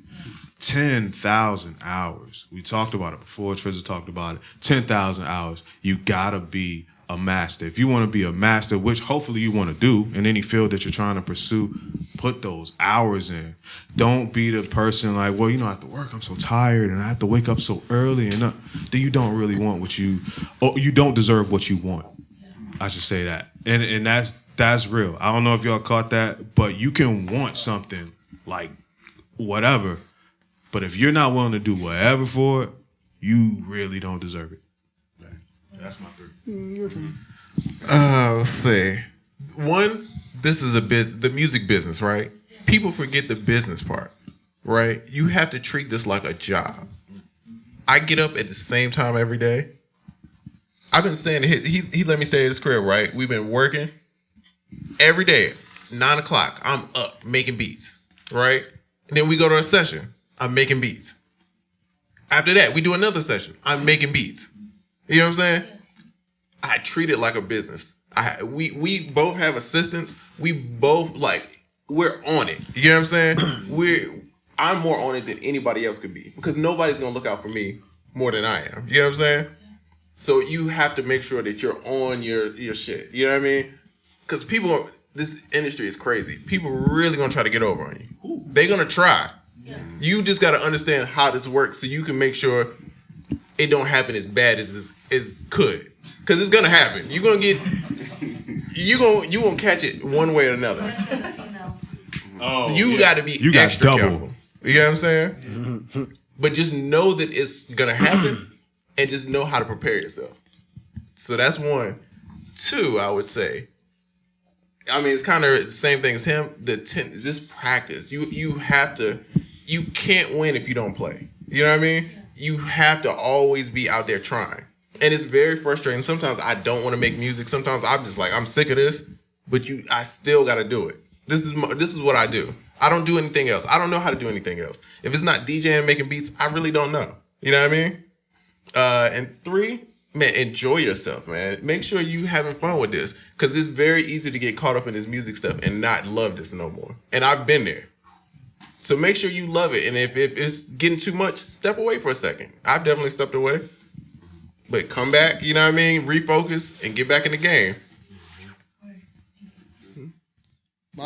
My first one is, I think, know your worth. I've always felt like my first time I ever placed a beat, or sold the beat, I should say, I was in high school. I sold it for like $800, and to me in high school that was amazing. Nobody was doing that. So I've always said, you know what? I'd rather sell one beat for 10 grand than sell 1,000 $200 beats. Fact. I want to be the designer. I don't want to be. I don't want to say no names, but you know those little Mickey Mouse knockoffs. You know what I'm saying? So know your worth, and always, even before other people know what you're worth, you should know your worth. The other thing is work with urgency, and work with urgency and make it an obsession. That's my favorite word, is obsession. If it's not obsession, then what are we doing? What are we doing? Because you're making money out of something that people do for fun. Like, it's hard to do that. It's creative business. You got to work with urgency. And the last one I say is give back. Because once you get all this, then what? Help out people around you. Bring up the people with you that's been around you. You know what I'm saying? Somebody did it for me. That's just the rule. You got to bring up people around you. So that's my 3. Y'all got me. Are you worth being got? Yeah. All I do, I took a leap of faith and I left my 9 to 5 and fully do this. If you follow me on Instagram, VH1Million. Now you got to move here. Yeah, I'm at the studio 24/7, so I do this. Awesome. Y'all hear that hunger? Y'all hear that hunger? You see the fire in the eyes right there? And Diego spoke about what was the last point you made? To give back. Can we give back? So that's what this event is all about. Firstly, what was the second one? That's the one I'm It was thinking to of. work with urgency and obsession. Right, and this Have is, obsession. and there's a philosophy called burning the boat behind you. We spoke about this yesterday about the only way you get into entrepreneurship is when your back is against the wall. Something in your life has to push you to where you have to create a solution to survive. Until that happens, I don't believe you're a real entrepreneur. Now that's that you only have to experience that. You can't learn that, for one. That wasn't one of my points. But I wanted to touch on what Diego said, and that's a philosophy called Stoicism, which creates learning urgency. You know, like they create their own eulogies, you know, because they picture death like, I'm going to die. There gives you urgency. There's a time gap. Now you can measure, okay, I'm going to die at this point. Let me get all this stuff done before I die. You know, that's one point. So philosophy is very in-depth. But my 3 points are PDS. That's how I remembered it, because I lose track of my thoughts. So PDS, I gave myself an acronym. One is policy. This is going to be very boring, but like this is what keeps the business alive. P is policy. You need to create, you know, basically you teach, right? Yeah. So you have to have systems in your business that teach people a repetitive thing. For example, I have a support team. I had to literally sit down one day and say, I'm going to work on my business, not in my business. I'm going to create this whole manual to say to my support team, if you get this question, here's the answer. If you do this, do this, do that. You literally have to work on your business. And that's curriculum. SOP, standard operating procedures. Maybe. You know, this is I do the same thing. I call them SOPs. SOPs. Yeah. And this is how the country is run. It's run through policy, law, instructions. So first is policy. Second is distribution. You spoke about what was it? Oh man, I'm losing my train of thought. But having your own lane, and Trista talked about getting screwed over by companies. Distribution is the way you don't get screwed over. How is it that I can do whatever I want to do and have the option to bring in these brands and have the option? We're not like under somebody's authority, and that's because of distribution. When you have direct access to the end user, and I can speak to you directly through email, through communication, or in person, and I can talk to you and solve your problems directly. Why do I need a middleman called iTunes or a middleman called Spotify or whatever? controlling your distribution is what, and I hate to make this so vulgar, but this is what separates, dime dealers on the corner from kingpins. If we're talking about drugs, maybe somebody at home will understand that. It's distribution. Trap. Busy be talking owning outlets to get your product there. Because again, if people can't receive you, it doesn't matter how good your product is. You have to be able to get your product somewhere where it's going to be of value, and that's distribution. And that's why I have, brothers here, Diego. He talks to people that I've never talked to. I don't know, and this content's gonna be shown to those people. That's why I have friends here. Trizza, again, Sound Oracle, the outreach is different. Those are communities I can't touch physically or through advertising or whatever. But why spend $6 on advertising, speaking to the same person, trying to convert them into a customer when you can spend $3 and this is very advanced. Never mind, I'm not going on that tangent. But $3 in equity cost to do the same thing. That's the battle between taking a percentage and trying to build your own distribution. Like when you would go with the distributor versus doing it yourself. Again, that's goes to the last point, which is scale. Scale. You take an idea that works. You figure out, first of all, you got to throw stuff against the wall. It's not going to work at first. And then you find a small thing that does work. It gains traction. Then you put all your energy into the things that do work. And what was it, the 80-20 rule you gave us yesterday? The 20% of the things, what is it? How do you say it? The 20% of the things that you do will bring you 80% of your income and vice versa. Right. And I can guarantee there's 90% of the things you're doing in business right now to stay busy are not, they're not growing your company. So this is why you need to start measuring. You need to start really seeing this activity does this for my company. This thing is doing this. If you're taking a bunch of meetings, and they're meeting with people that aren't helping you grow, what are you getting meetings for? So again, it's about being accountable, measuring, scaling what works. I know that's kind of vague, but this is what separates average from excellence. So that's what this whole seminar is for. Again, I don't even know what time it is, but we definitely need to eat for one, and we need to let our VIPs play their music for the crowd and get some live feedback. So what do you think? Do you want feedback first? Actually, you know what we can do? We can eat food as we enjoy the music. How about that? Let's do that. That's cool. There we go. He look like you about to play some beats. I got some. Oh yeah. Look, he look like I'm ready. I'm ready. So awesome. Let's all stand up and take a break. Yo, thank y'all. This is dope. I enjoy y'all, man. We gotta do this more often. Yeah, man. So y'all want to come to Atlanta? You know what I mean? We like this. Hold on, I want to try this one more time before y'all go. How many people heard of Unquantized Podcast? Hey, that's a little bit better. I like that. Thank y'all. It's lit.